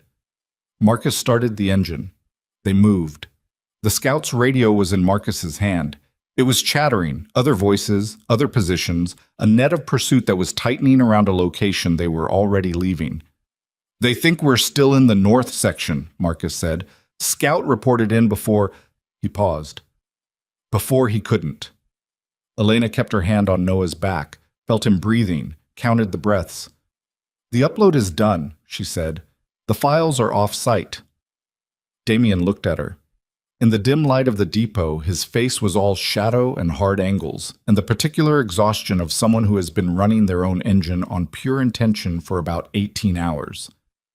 Which means, she said, we don't need the chip anymore. Not for the data. Correct.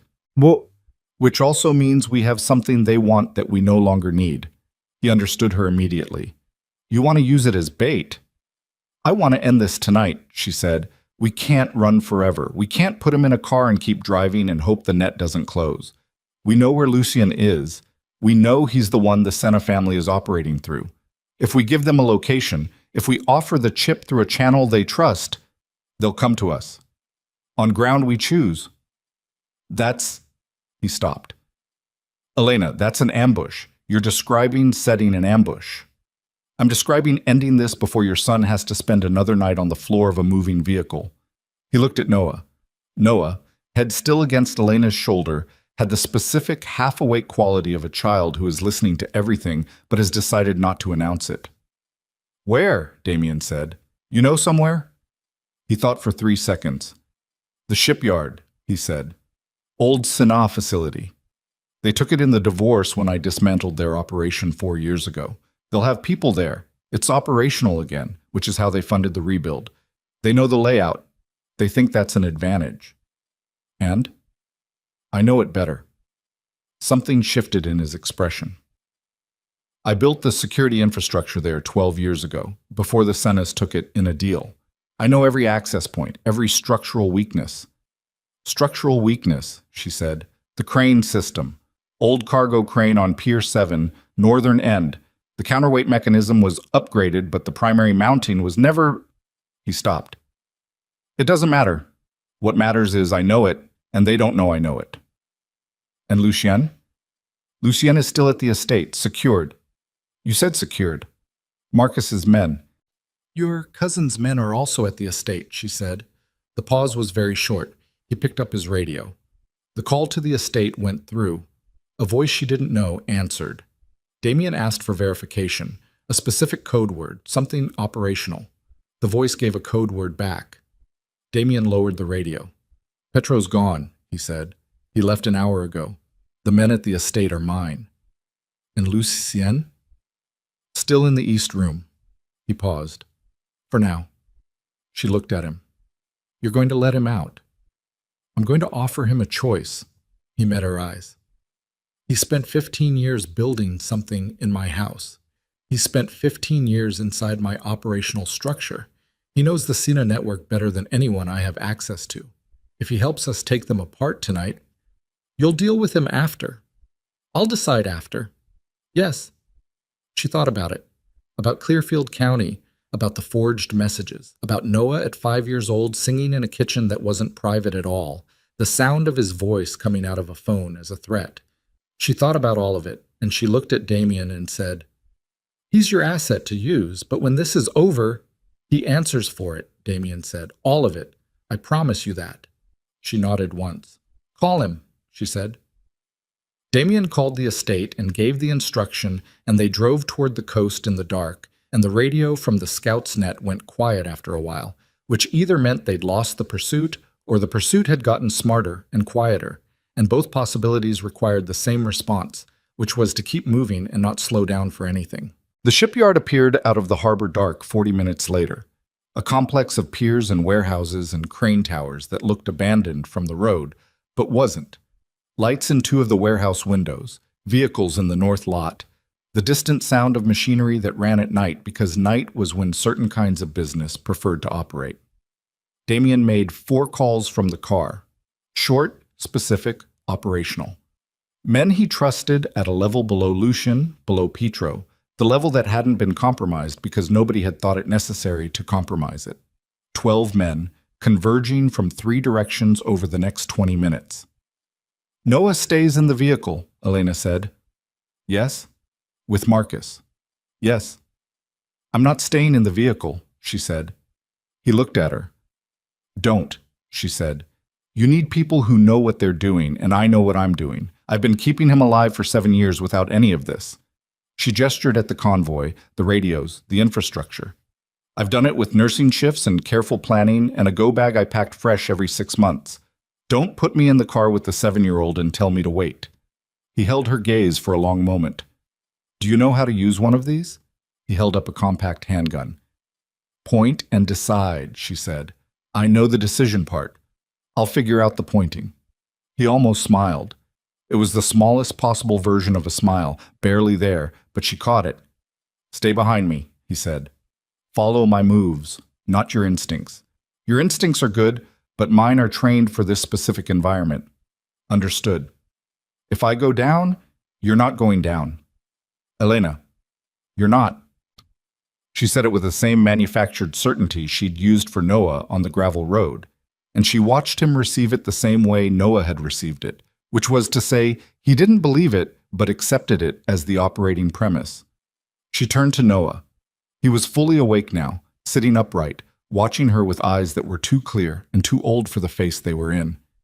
I need you to stay with Marcus, she said. I know. You stay in this car. You don't open the door for any reason. You don't... Mom. He said it with a patience that broke something in her chest in a clean, precise way. I know. I've been listening. She put her hands on his face. His cheeks were warm. He needed a haircut. She'd been meaning to do it for 2 weeks and hadn't gotten to it, and now here they were. I'll be back, she said. I know you will, he said. You always are. She kissed his forehead and got out of the car. The shipyard smelled of salt water and diesel and the particular rust smell of metal that has been close to the ocean for decades. The pier surface under her feet was uneven, old concrete with gaps, and she picked her footing the way Damien did, deliberate, quiet, close to the warehouse wall where the shadows were densest. Damien's 12 men had made it. She counted them without looking directly at them as they moved into position. Efficient, practiced, not performing professionalism, just being it, which was the difference. The Senna vehicles were in the north lot, 6 of them, which meant 30 men, Damien said quietly beside her. At minimum. You have 12. I have 12 plus you plus leverage. He looked toward the north warehouse. And Lucien. She looked. At the far end of the pier, moving with the careful balance of a man whose hands were no longer restrained but who understood the specific conditions of his current freedom, Lucien Varga was approaching from the waterside. He'd been brought by boat. She hadn't seen that arrangement happen, but understood it was deliberate. Coming by road would have been visible, and Lucien, whatever else he was, understood visible. He stopped when he reached them. He looked at Elena first, then at Damien. The network access point, Damien said. The Senna financial routing. You built it. Yes, Lucien said.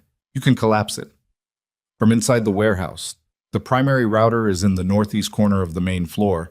If I access the terminal, he paused. They'll have someone on it. We'll clear it. It'll take 4 minutes to run the sequence. You'll have 4 minutes. Lucien looked at him. And after? After you and I have a very long conversation in a room with no exit. That's the deal, Lucien. Damien's voice was quiet and absolute. You have a choice between that room and what the Senna family does to people who become liabilities. You've just become a liability. Lucien understood. It moved across his face, the understanding, without drama. He nodded. The first shot came from the warehouse roof before any of them had moved. Not aimed at them, aimed at the pier light above them, which exploded and went dark and took most of their sight advantage with it. They knew we were coming, Marcus said in the earpiece. How? Elena started. Petro, Damien said, he told them. He knew about the shipyard. There was no time to process the implication because the north warehouse doors were opening and the math of 30 to 12 was becoming immediately physical and non-theoretical. Damien grabbed her arm and moved, pulling her behind an equipment stack. Compressors. Massive. Old. Bolted to the pier deck, providing actual cover rather than the psychological kind. She pressed against the metal, and it was cold and smelled of oil, and the sounds from the direction of the warehouse were no longer abstract. Lucien had vanished. Where is he? She said. Moving. He knows the layout. Damien was watching 3 angles simultaneously in a way that required a kind of spatial processing she recognized but couldn't replicate. Northeast corner. He's going for the terminal. Alone? 2 of my men are shadowing him. He doesn't know they're there. Because you don't trust him. I trust him to do the part that benefits him.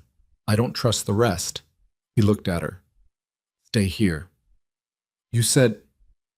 I said stay behind me. I need to move, and you can't move the way I need to move right now. Stay here. Stay low. Don't fire unless someone is within 10 feet of you. He was gone before she could argue. She pressed against the compressor and breathed. The sounds of the shipyard reorganized themselves into a kind of broken music, gunfire and short controlled bursts, not the movie version of continuous noise, but the real version, sporadic and deliberate, each shot a decision. Shouts she couldn't fully parse, the slap of boots on wet concrete, something heavy falling somewhere on the warehouse floor. She counted seconds. 30, 45. A man came around the equipment stack from her left, not one of Damien's. She knew because he was moving toward her, and Damien's men moved toward threats, not toward a woman crouched behind a compressor. She did what Damien had said. She waited until he was inside 10 feet. She pointed, and she decided. The sound was enormous, and her hand came back hard, and the man sat down on the pier deck and didn't get up. She pressed against the compressor again. Her hand was shaking. She let it shake because she didn't have the spare capacity to stop it. 60 seconds. 90. A voice on Damien's radio, which he'd clipped to her jacket before he left. Terminal accessed. Lucien's running the sequence. Then Damien's voice. Hold the northeast, give him the 4 minutes. She looked out from the equipment stack. She could see at the far end of the pier the cargo crane. Pier 7, northern end, the one Damien had mentioned. Its tower rose against the harbor sky with the particular industrial indifference of something built for tonnage, not aesthetics. The cab was dark. The crane arm extended over the water at a slight angle, its counterweight hanging on the landward side. Movement at the base of the crane. 2 figures. Then a third. One of them, she understood from the posture and the specific way the figure moved, the compact, measured movement of someone who had operated in exactly this kind of environment before, was Damien. The other 2 were not his men. She started moving before she'd made a conscious decision to move, which was her instincts doing exactly what Damien had told her not to let them do. And she did it anyway because the alternative was standing still. The pier surface was treacherous, and she went slow and low and made the crane's base in 90 seconds that felt like 9 minutes. She came around the base structure and saw them. Damien had one of the men on the ground. The other had Damien from behind, arm around his throat, a position that was both anatomically efficient and deliberately theatrical, the way people hold someone when they want the person they're holding to witness something. Petro Vescari stepped out from the crane cab ladder. He was bigger than she'd expected from the brief glimpse of his name on a phone screen. Damien's cousin, 12 years of access, 12 years of building the interior foundation of a betrayal.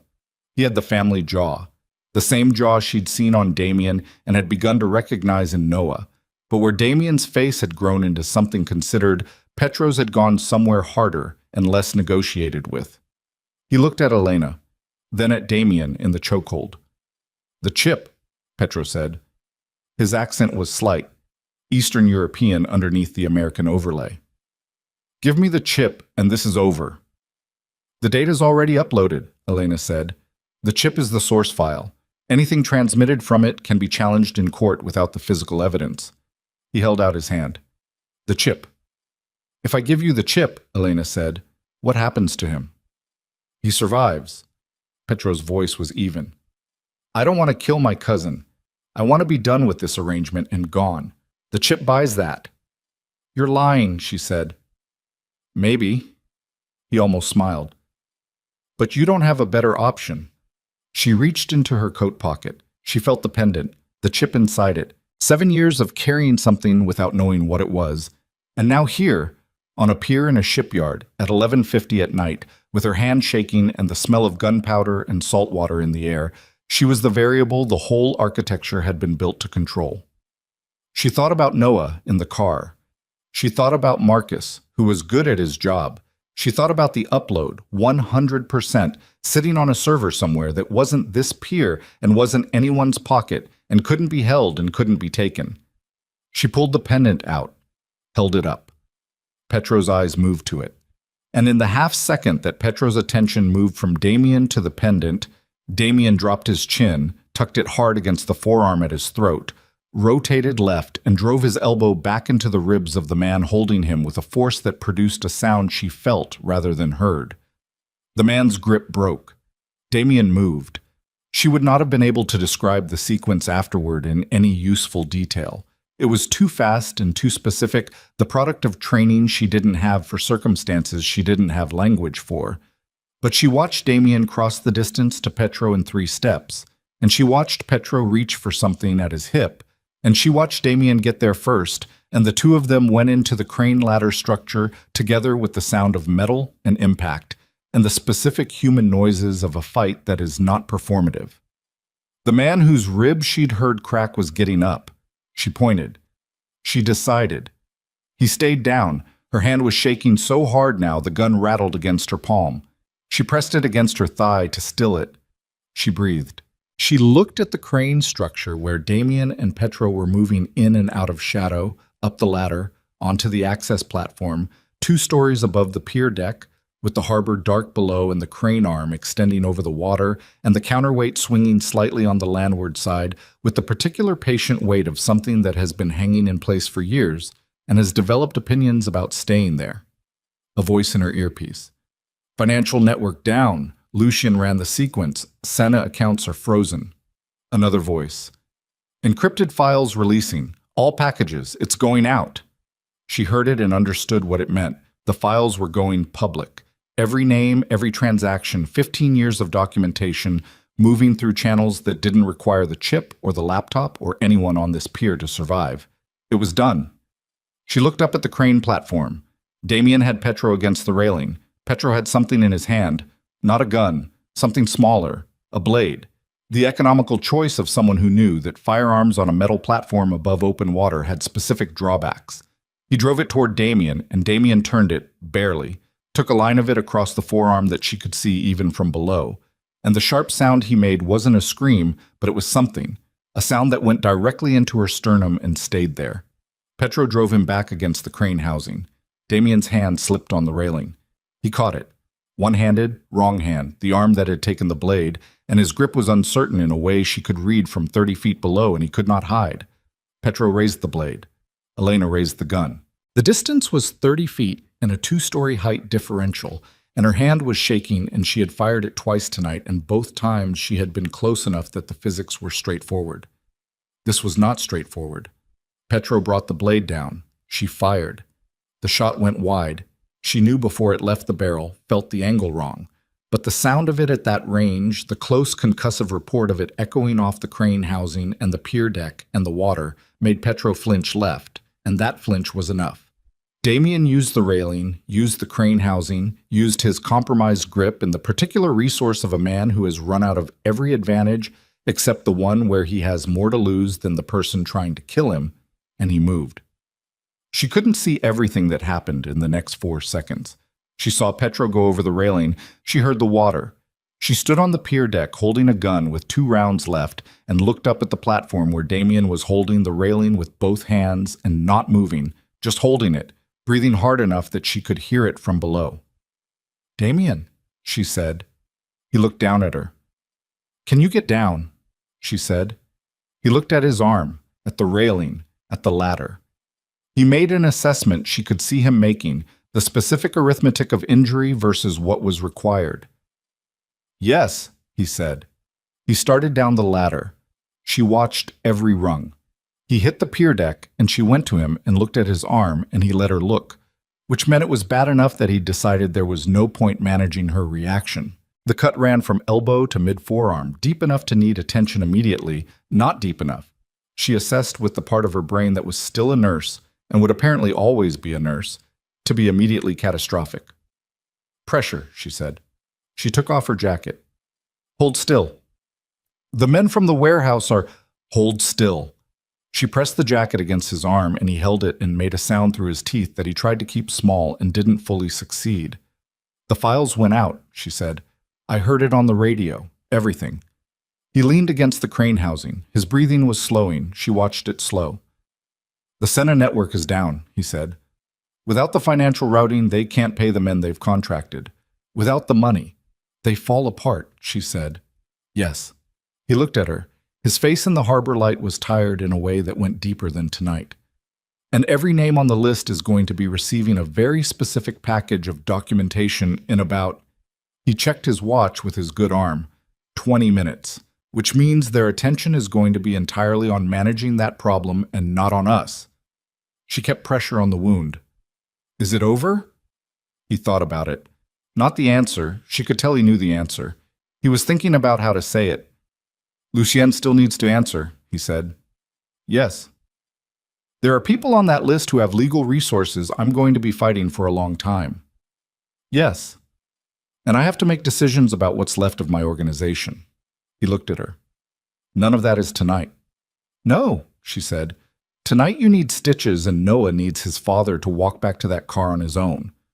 Something in his face shifted, the particular shift of a word that hasn't been said before landing the first time. Father.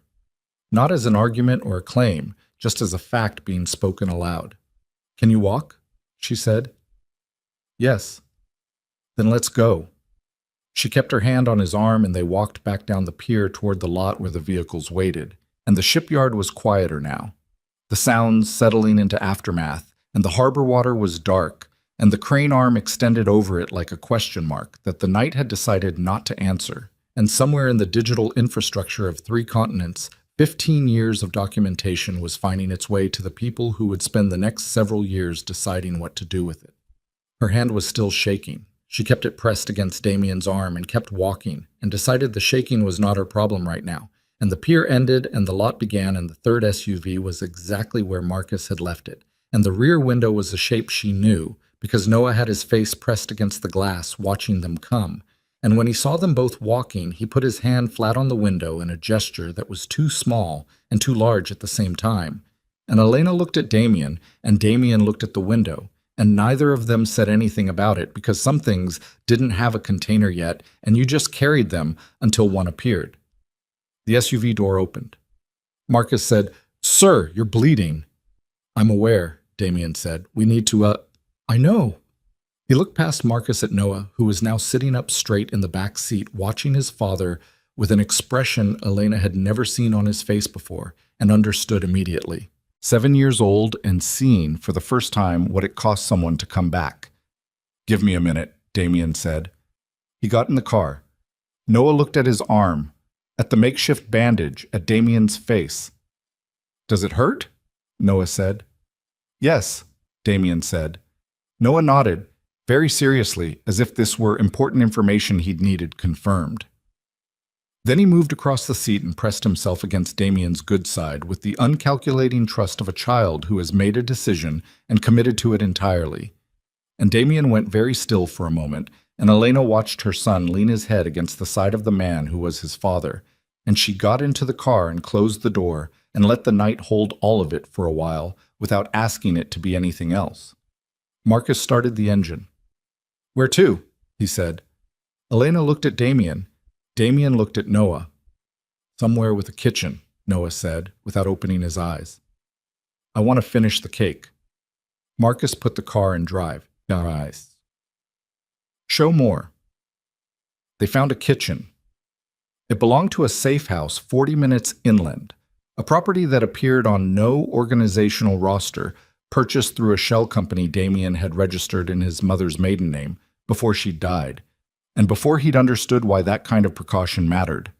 3 bedrooms, a wood stove that worked, a kitchen with enough counter space that the birthday cake fit on it without crowding anything else. Noah ate 2 slices standing up at the counter at 1 in the morning, while Elena sat 3 feet away pressing a clean dish towel against Damien's arm and waiting for the man Damien had called. A doctor, not a hospital, the kind of arrangement that existed in the margins of the world Damien inhabited, to arrive. "It needs stitches," she said for the 3rd time. "I know," Damien said for the 3rd time. "Saying I know isn't the same as holding still." "I am holding still." "You're holding still the way someone holds still when they're thinking about not holding still." Noah looked over from the counter. "She's right," he said with his mouth full. "You keep doing this thing with your shoulder." Damien looked at his shoulder, stopped doing the thing with his shoulder. "Finish your cake," Elena said. "I am finishing my cake."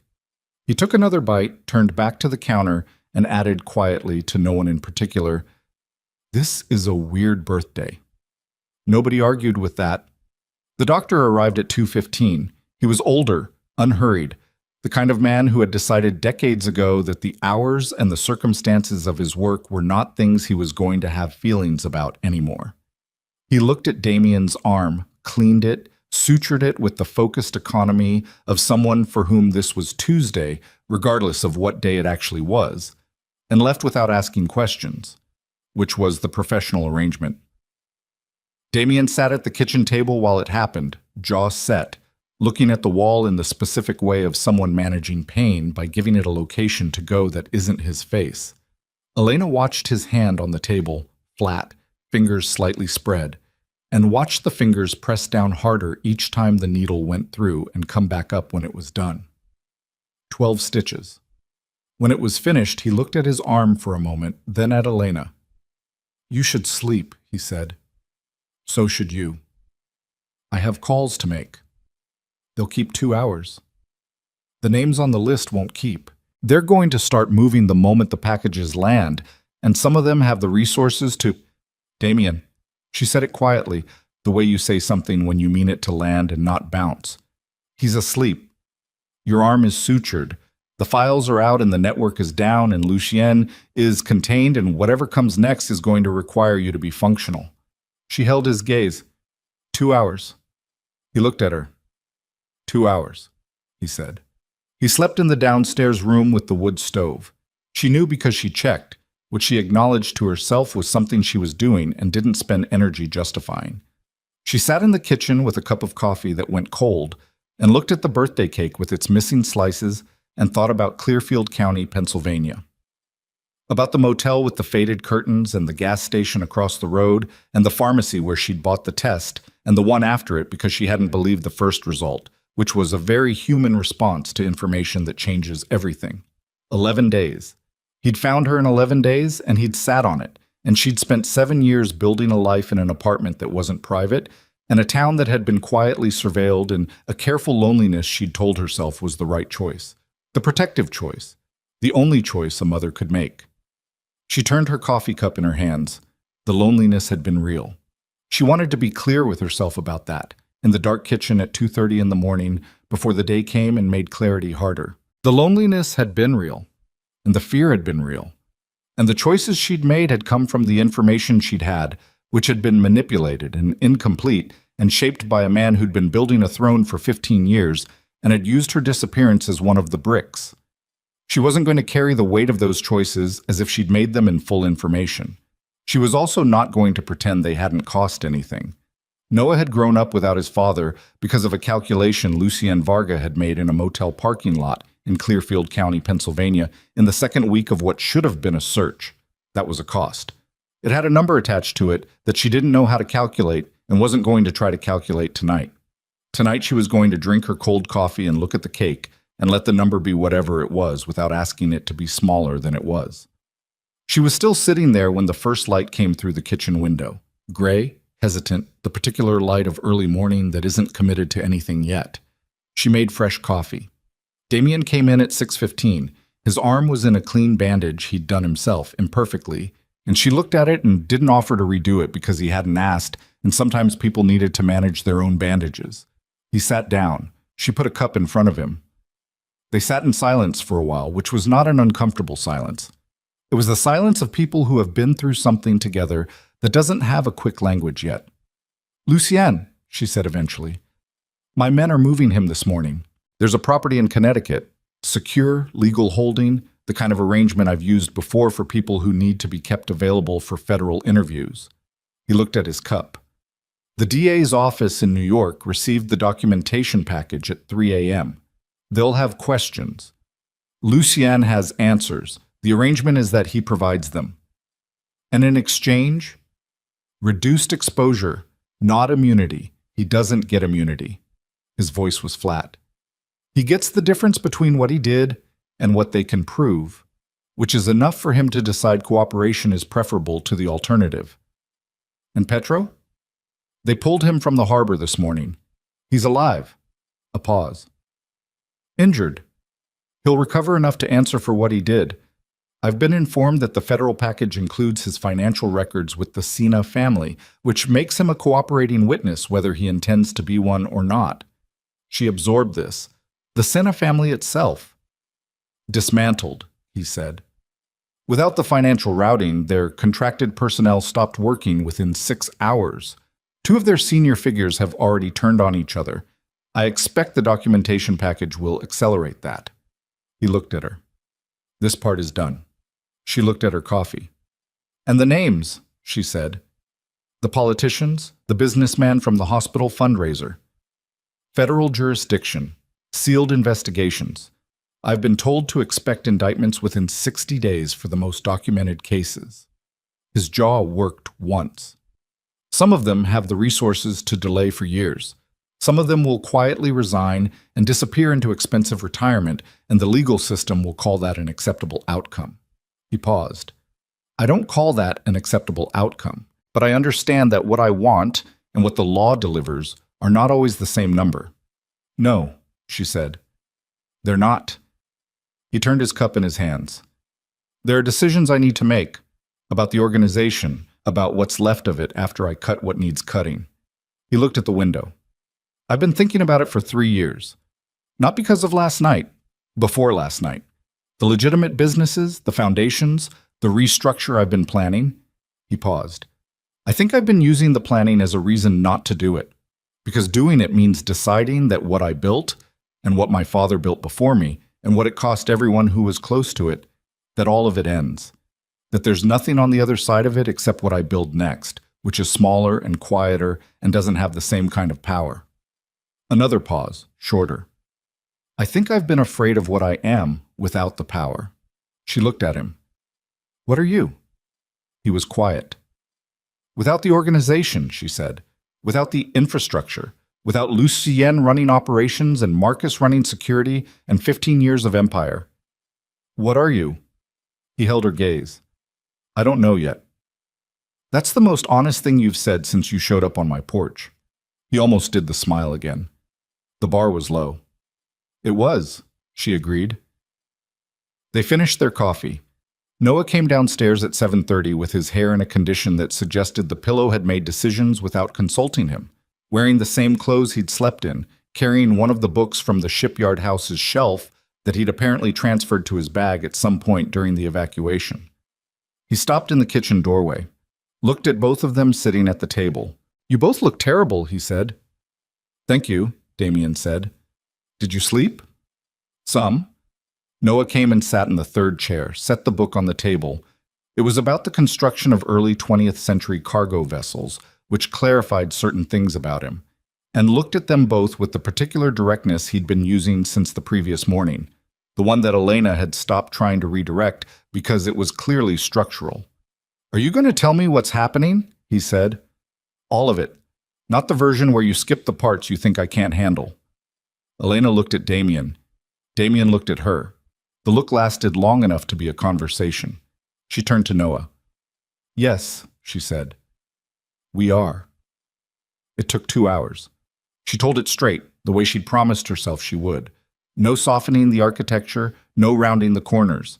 She told him about New York, about Damien, about the decision she'd made in a motel bathroom in Pennsylvania with incomplete information and real fear and genuine love for a child who existed only as a possibility at that point.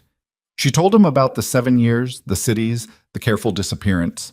She told him about Lucien, about what he'd built and why, about the pendant and the chip and what they contained. She told him about what had happened at the shipyard in the kind of language that a 7-year-old could hold, not sanitized, but proportionate. He'd been in the car. He'd heard the sounds. He was not going to be protected from the shape of what had happened by a description that didn't fit what he'd experienced. Damien filled in the parts she left space for. He did it without performing contrition and without over-explaining himself, which was the right call. Noah was watching him the whole time with the particular attention of someone who is not just listening to the content, but auditing the delivery for accuracy. When it was finished, Noah was quiet for a while. He looked at the book on the table, ran his finger along the spine. So you didn't know about me, he said to Damien. Not until now. No, Damien said. And you looked for us. For 7 years. But the man, Lucien, he made sure you couldn't find us. Yes. Noah thought about this. That's really not okay, he said. No, it's not. Are you going to... He stopped, started again with different words. What happens to him? He answers for what he did, Damien said, in front of the people whose job it is to decide what that costs him. I'm not the one who decides that. Noah looked at him. But you could. A pause. I could, Damien said. I'm choosing not to. Why? Damien looked at the table for a moment. Because there's a version of me that would have, and I'm trying to not be that version anymore. And the only way to actually not be it is to actually not do it, even when I could. Noah absorbed this with the seriousness it deserved. Then he looked at Elena. And you're not mad at him? At Dad? The word landed in the kitchen and stayed there, not dramatically, just with the weight of a first time. Elena looked at her son. "I was mad," she said. "I had a lot of information that was wrong, and I made decisions from that information, and being mad at the information doesn't go anywhere useful, so I'm trying to be mad at the right things." "Lucien," Noah said. "Lucian," she agreed. "And the system that made it possible for one person to control that much." She paused. "And a little bit myself for not asking more questions 7 years ago. But that one I'm working on." Noah looked at Damien again. Something moved through the boy's face that was not simple. It wasn't forgiving, and it wasn't withholding, and it wasn't any of the clean categories that adults sometimes tried to assign children's emotional processing because it was tidier that way. "I don't know you," Noah said to Damien. "You know that, right?" "I don't know you at all." "I know," Damien said. "So you can't just be my dad. You have to—" He frowned, looking for the word. "You have to become it. Like, you have to do the work." Damien looked at the boy for a long moment. "Yes," he said. "That's right." "Okay." Noah picked up his book. "Then we should probably start." He flipped it open to a page he'd folded down. "Do you know anything about how they built cargo ships in 1920? Because there's this part about the crane systems that I don't understand, and I think you probably know about cranes now." Something happened in Damien's face. Elena caught it and looked away, because it was the kind of thing you didn't watch directly. "Show me," Damien said. Noah showed him. The next 3 weeks were not simple. They were not the version of an ending where the complicated things become uncomplicated because the crisis has passed. Elena had spent enough of her adult life in ICS watching families navigate the aftermath of catastrophic events to know that the storm ending and the damage being gone were not the same moment and often weren't even in the same season. She took Noah back to the coastal town on the 4th day because he had school, and because the men who had wanted something from them no longer had an organization capable of sending anyone, and because she understood that keeping him in a safe house indefinitely was its own kind of damage. The house had a broken back door and a backyard that needed explaining to the neighbors. She fixed the door herself with a kit from the hardware store, which took 3 times as long as it should have, and resulted in a frame that was functional, if not beautiful. And she decided functional was sufficient. She sat Mrs. Heller down across the street and told her a version of events that was truthful in its outline and proportionate in its detail. Mrs. Heller listened without interrupting, which was not her usual approach, and when Elena finished, she said, "The man with the cars, is he going to be around?" And Elena said she didn't know yet. And Mrs. Heller said, "He looked like he was trying very hard." Elena said, "He was." And Mrs. Heller said, "That counts for something, in my experience." And that was the end of that conversation. Damien came on the weekends. He didn't move in. He didn't suggest it. He came on Saturday mornings with coffee from the place on the Harbor Road that he'd figured out she liked and Noah had decided he also liked, which was a 7-year-old's way of building bridges, and she respected the methodology. He and Noah sat at the kitchen table for 2 hours the first Saturday with the cargo ship book. The second Saturday, Noah had moved on to a book about harbor engineering, which had led to a conversation about the crane at the shipyard that Elena had left the room for, and later, Noah had come to tell her that he understood now why his dad had known about the counterweight mechanism. And she had said that was good, and Noah had said he thought maybe his dad was actually kind of good at some things, and she had said yes, she thought so too, and they had both understood the enormous incompleteness of that sentence and left it there for now. The federal cases began to move. The first sealed indictment was issued in the 4th week. A state senator from New Jersey whose financial records showed a 12-year relationship with Damien's organization that had included the routing of campaign funds through a series of shell accounts, the documentation package mapped to the precise dollar. His office released a statement within hours describing the charges as politically motivated. 2 days later, a second indictment followed for a technology executive whose company had been using Damien's logistics infrastructure to move equipment through customs channels that didn't bear close examination. His lawyers issued no statement, and he was photographed boarding a private flight that was subsequently grounded by federal order. Elena read the news reports the way she read everything, carefully, checking her own reactions for the places where emotion was running faster than information. She felt the satisfaction, and she didn't apologize for it, and she also noted that satisfaction wasn't the same as resolution and didn't try to make it be. She called Damien after the second indictment. 3 more in the next week, he said. My lawyer has been told to expect the committee investigations to go public before the end of the month. And you? A pause. My exposure is complicated. I've been cooperating with the federal investigation for 3 years. There's a sealed cooperation agreement that predates last week. The documentation I provided through that agreement is part of what made the package credible. Another pause. There will be proceedings. There will be things I have to answer for. I'm not going to pretend that isn't true. How long? My lawyer thinks the cooperation agreement protects me from the serious exposure, civil forfeitures, some financial penalties, ongoing oversight of the legitimate operations, not prison. He said the last part without inflection, which told her it had been a real question until recently. Not prison, she exhaled. You should have told me that before the pause, she said. I know. I wanted to say the honest part first. She sat with that for a moment. The organization. The violent operational branches are dissolved. I signed the orders yesterday. What's left is the legitimate businesses, the 3 foundations, and the legal restructure I've been working toward. He paused. It's smaller, quieter. It doesn't have the same power, she said. Yes. How does that feel? A longer pause this time. Like taking off something heavy that I wore so long, I stopped noticing the weight. He paused again. And like not knowing what my posture looks like without it yet. She looked out the kitchen window at the backyard, at the fence she'd built 2 years ago that was slightly crooked from where she'd rushed the post setting. You'll figure it out, she said. Will I? You figured out the crane counterweight mechanism in 1920 cargo ships well enough to explain it to a 7-year-old. He was quiet for a moment. He's extraordinary. Yes, she said. He is. You did that. We did it, she said, just on a slightly uneven schedule. The Lucien matter resolved itself over 2 months in the way that legal matters resolved, when a man had specific information that multiple investigative agencies needed and the intelligence to understand that his cooperation was his only remaining currency. He gave testimony in 4 separate proceedings. He provided documentation that confirmed and extended the records on the chip.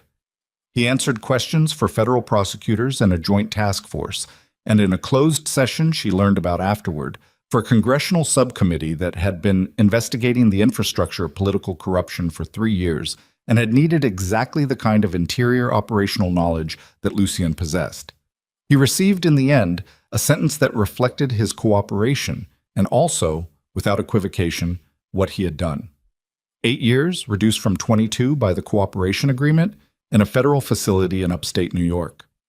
Elena learned the number on a Tuesday morning in October, standing in her kitchen with her phone in her hand and the window showing a backyard full of leaves she hadn't gotten around to raking. She stood there for a while. 8 years was not 7. She was aware of the arithmetic. She raked the leaves that afternoon, all of them, the whole yard, every corner, and she put the bags at the curb and came inside and washed her hands and stood at the sink looking at the water run clear and thought about what she was supposed to feel and whether feeling it correctly mattered. She felt what she felt. It didn't have a clean name. She let it be nameless and moved on. Damien heard the number at the same time. He didn't call. He came, which was the right call, and he brought nothing because there wasn't anything to bring, and he understood that. He sat at her kitchen table. She sat across from him. 8 years, she said. Yes. For 7 years of manipulation, surveillance, forgery, and contracting a kill order. The sentencing guidelines, I know what the guidelines say. I'm not asking about the guidelines. I'm telling you what the number feels like. He was quiet. It feels insufficient, she said. And I know that doesn't change it.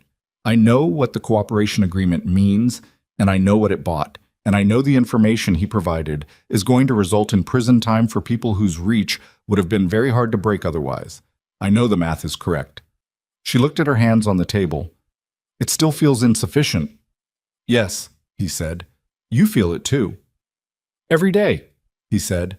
Some of it is about you. A lot of it is about Noah. A lot of it is about the 15 years I spent trusting a man who was cataloging my vulnerabilities while handing me advice. He looked at the table. I'll feel it for a long time. I've decided that's appropriate, that I should feel it for a long time. He looked up. What I won't do is carry it as the main thing. Because I've seen what men look like when they carry that as the main thing and it becomes the only thing, and everything else, everyone else, is just weather around it. She looked at him. When did you figure that out? She said. A 7-year-old explained it to me, he said. Not in those words, but the general principle. She did something she hadn't done in a long time, not in front of him. She laughed, not a polite laugh, not a managed response, a real one, the kind that came from somewhere lower than her chest. He looked at her when she laughed, the way you look at something you've been waiting to see. Noah's 8th birthday was in March. They planned it 6 weeks out because Noah had views about planning and had produced, without being asked, a written list of preferences organized by category, which Elena had photographed and sent to Damien with the message, "He gets this from you, just so you know." Damien had replied, "I was going to say the same thing to you." The party was on a Saturday. The house on the coastal street backyard, the fence Elena had fixed after the birthday that had changed everything. Balloons in the colors Noah had once again specified with precision. A cake from the bakery on the Harbor Road because Noah had declared, with the authority of someone who had eaten a great deal of cake under extraordinary circumstances, that the bakery's version was superior to the homemade version, and this was not a criticism of his mother but a statement of fact. There were children from school, a teacher who had become something like a family friend, Mrs. Heller, who came for 30 minutes and drank lemonade and watched the proceedings with the particular satisfaction of someone who had invested interest in an outcome. Marcus came. He stood near the fence with a paper cup of lemonade and watched the children with an expression that suggested he had recalibrated his professional assessment of lemonade in the last year to include it as a viable beverage. Vera came from the estate. She brought a casserole that nobody had asked for but that fed 12 people without effort, which was either planning or experience, and was probably both.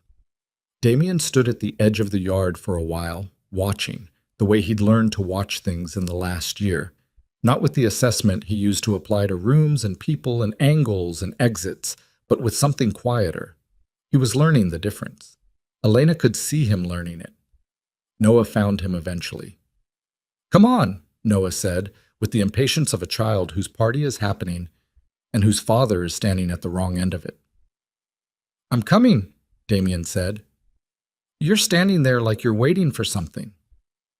"I'm not waiting for anything." "Then come." He came. Elena watched them from the back steps. Damien folded himself onto the grass with the careful management of a man who had learned that his body had opinions now that it hadn't had before, settled beside Noah and the two friends who were explaining the rules of a game that appeared to have been invented in the last 10 minutes and bore no relationship to any game that had existed previously, and he listened to the rules with the complete attention he gave to things he'd decided deserved it. The afternoon went the way good afternoons went, unevenly, with minor conflicts and surprising moments of grace, and the particular background noise of people being in proximity to each other and tolerating it better than expected. When the guests had gone and the yard was in the specific, beautiful wreckage of a used party, Noah sat on the back steps between his parents and ate the last piece of cake off a paper plate and watched the harbor where the light was going pink and horizontal. "Better than last year," he said. "That's a low bar," Elena said. "I know." He ate another bite. But still. They sat there. The harbor water was doing what harbor water did in the late afternoon, catching the light in a way that made it look like it was trying to tell you something, which Elena had always thought was one of the less useful qualities of harbor water, though she'd never stopped looking. "Next year," Noah said, "I want to go somewhere, for my birthday. Like a trip." "Where?" Damien said. Noah thought, "Somewhere with a crane, a real one. That still works." Damien looked at him. "Why a crane?" "Because you know about them now." Noah said it plainly, the way he said most things, without decoration, just the fact sitting there in the air. "And I want to know about them too. And you can't really understand something from a book." Damien was quiet for a moment. "No," he said. "You can't." Elena looked at the harbor. The light was almost gone now, the pink thinning into the gray that came before dark. On the water, the running lights of a cargo vessel were moving slow and purposeful through the channel, the way large things moved when they had weight behind them and somewhere specific to go. She thought about the pendant. It was in a drawer in her bedroom, without the chip, which had been surrendered as evidence and would eventually be returned once the proceedings closed, which her lawyer estimated was 18 months out. The pendant itself, dark metal, slightly asymmetrical, the back panel she'd finally learned to open, she'd kept. She wasn't sure why. Maybe because she'd carried it for 7 years and it had become part of the weight distribution of her life, and removing it entirely felt like a recalibration she wasn't ready for. Maybe because some things you carry become yours even when they started as someone else's. Damien's hand was on the step between them, not on her hand, just near it. The specific geography of two people who had survived something together and were figuring out what the territory looked like afterward, where the borders were, what was shared and what was still being negotiated. She put her hand over his. He turned his hand over, held hers. Noah, between them, eating the last bite of his cake, looked at the harbor and said nothing, which was how he handled things he'd decided to accept, not with commentary, just with the weight of his own small attention. "The fireworks are later," he said eventually. "The harbor ones, 11 o'clock. "That's past your bedtime," Elena said. "Mom." "By 2 hours." "It's my birthday." "It was your birthday for the entire day." "The day doesn't end at 9. He looked at her with the particular expression of a child making a point he's confident about. "That's not how days work." She looked at Damien. Damien looked at her. "He's right," Damien said. "That's not how days work." "You're not helping." "I'm being accurate." "They're the same thing to you, I've noticed. Is that a problem?" She looked at him, at the lines at the corners of his eyes that were the same ones she'd noticed on her porch a year ago, and had filed under things that had changed. The ones she'd spent a year learning belonged to a version of him that had been trying to get to this back step for a long time, and had taken the long way, and paid for it accordingly. "No," she said. "It's not a problem." They stayed on the steps until the dark came in full and the harbor settled into its nighttime version. Quieter, more honest somehow.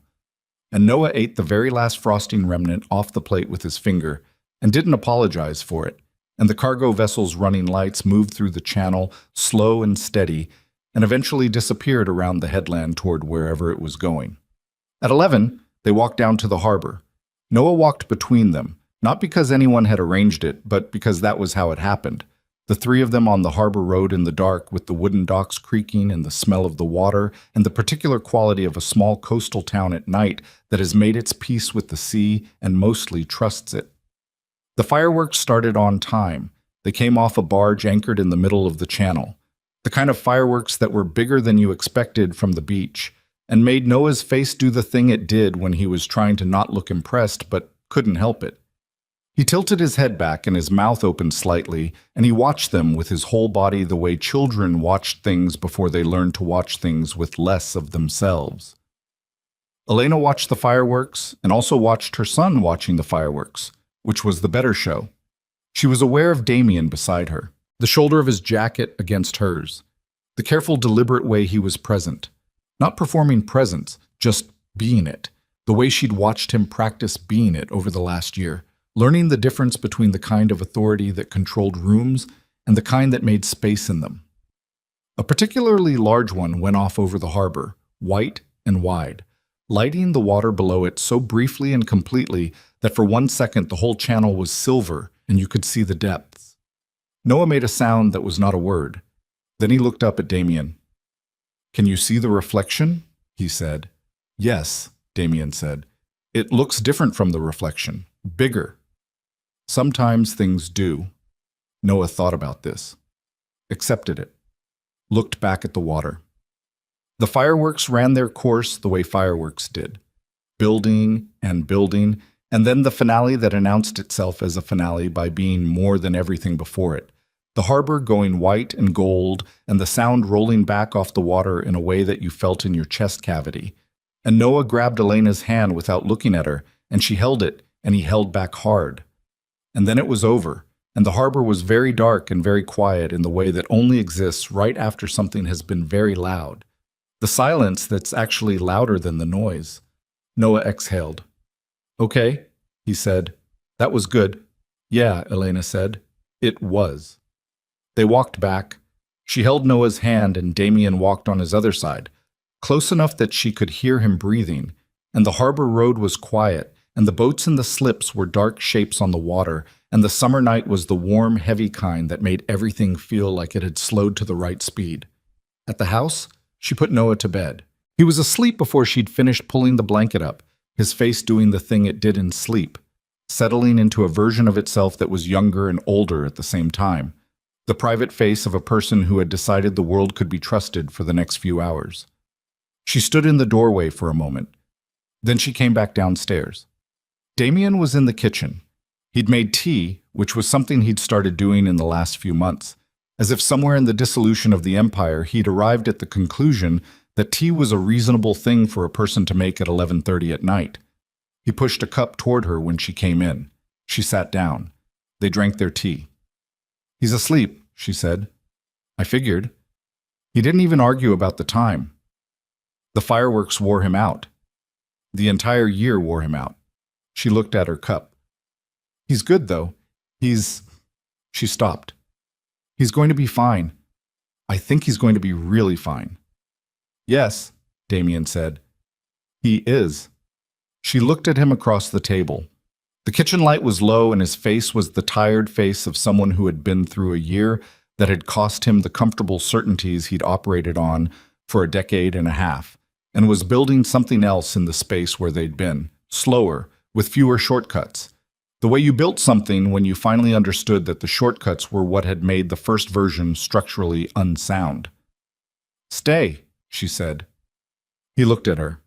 "Not like—" She stopped, started again. "I mean, stay tonight. We have a guest room that's been a guest room for 8 months, and you've been driving back and forth from the city every weekend, and it's 11:30. She held his gaze. "Stay. Have breakfast with him in the morning. He'll want to tell you something about cargo ships at 6 a.m., whether or not you've slept, and you might as well be here for it." He was quiet for a moment. "Okay," he said. "That's it? Just okay?" "You told me to stop over-explaining things." She had told him that. 3 months ago, on the back steps, on an afternoon when they'd been sitting with coffee, and he'd spent 4 minutes explaining something that needed 1 sentence. "I did," she said. "Good." She washed the cups. He turned off the kitchen light. They stood in the dark kitchen for a moment, which was also not uncomfortable. And then she went upstairs and he went upstairs, and the house settled around them the way houses settled when they'd been inhabited long enough to have opinions about who was in them.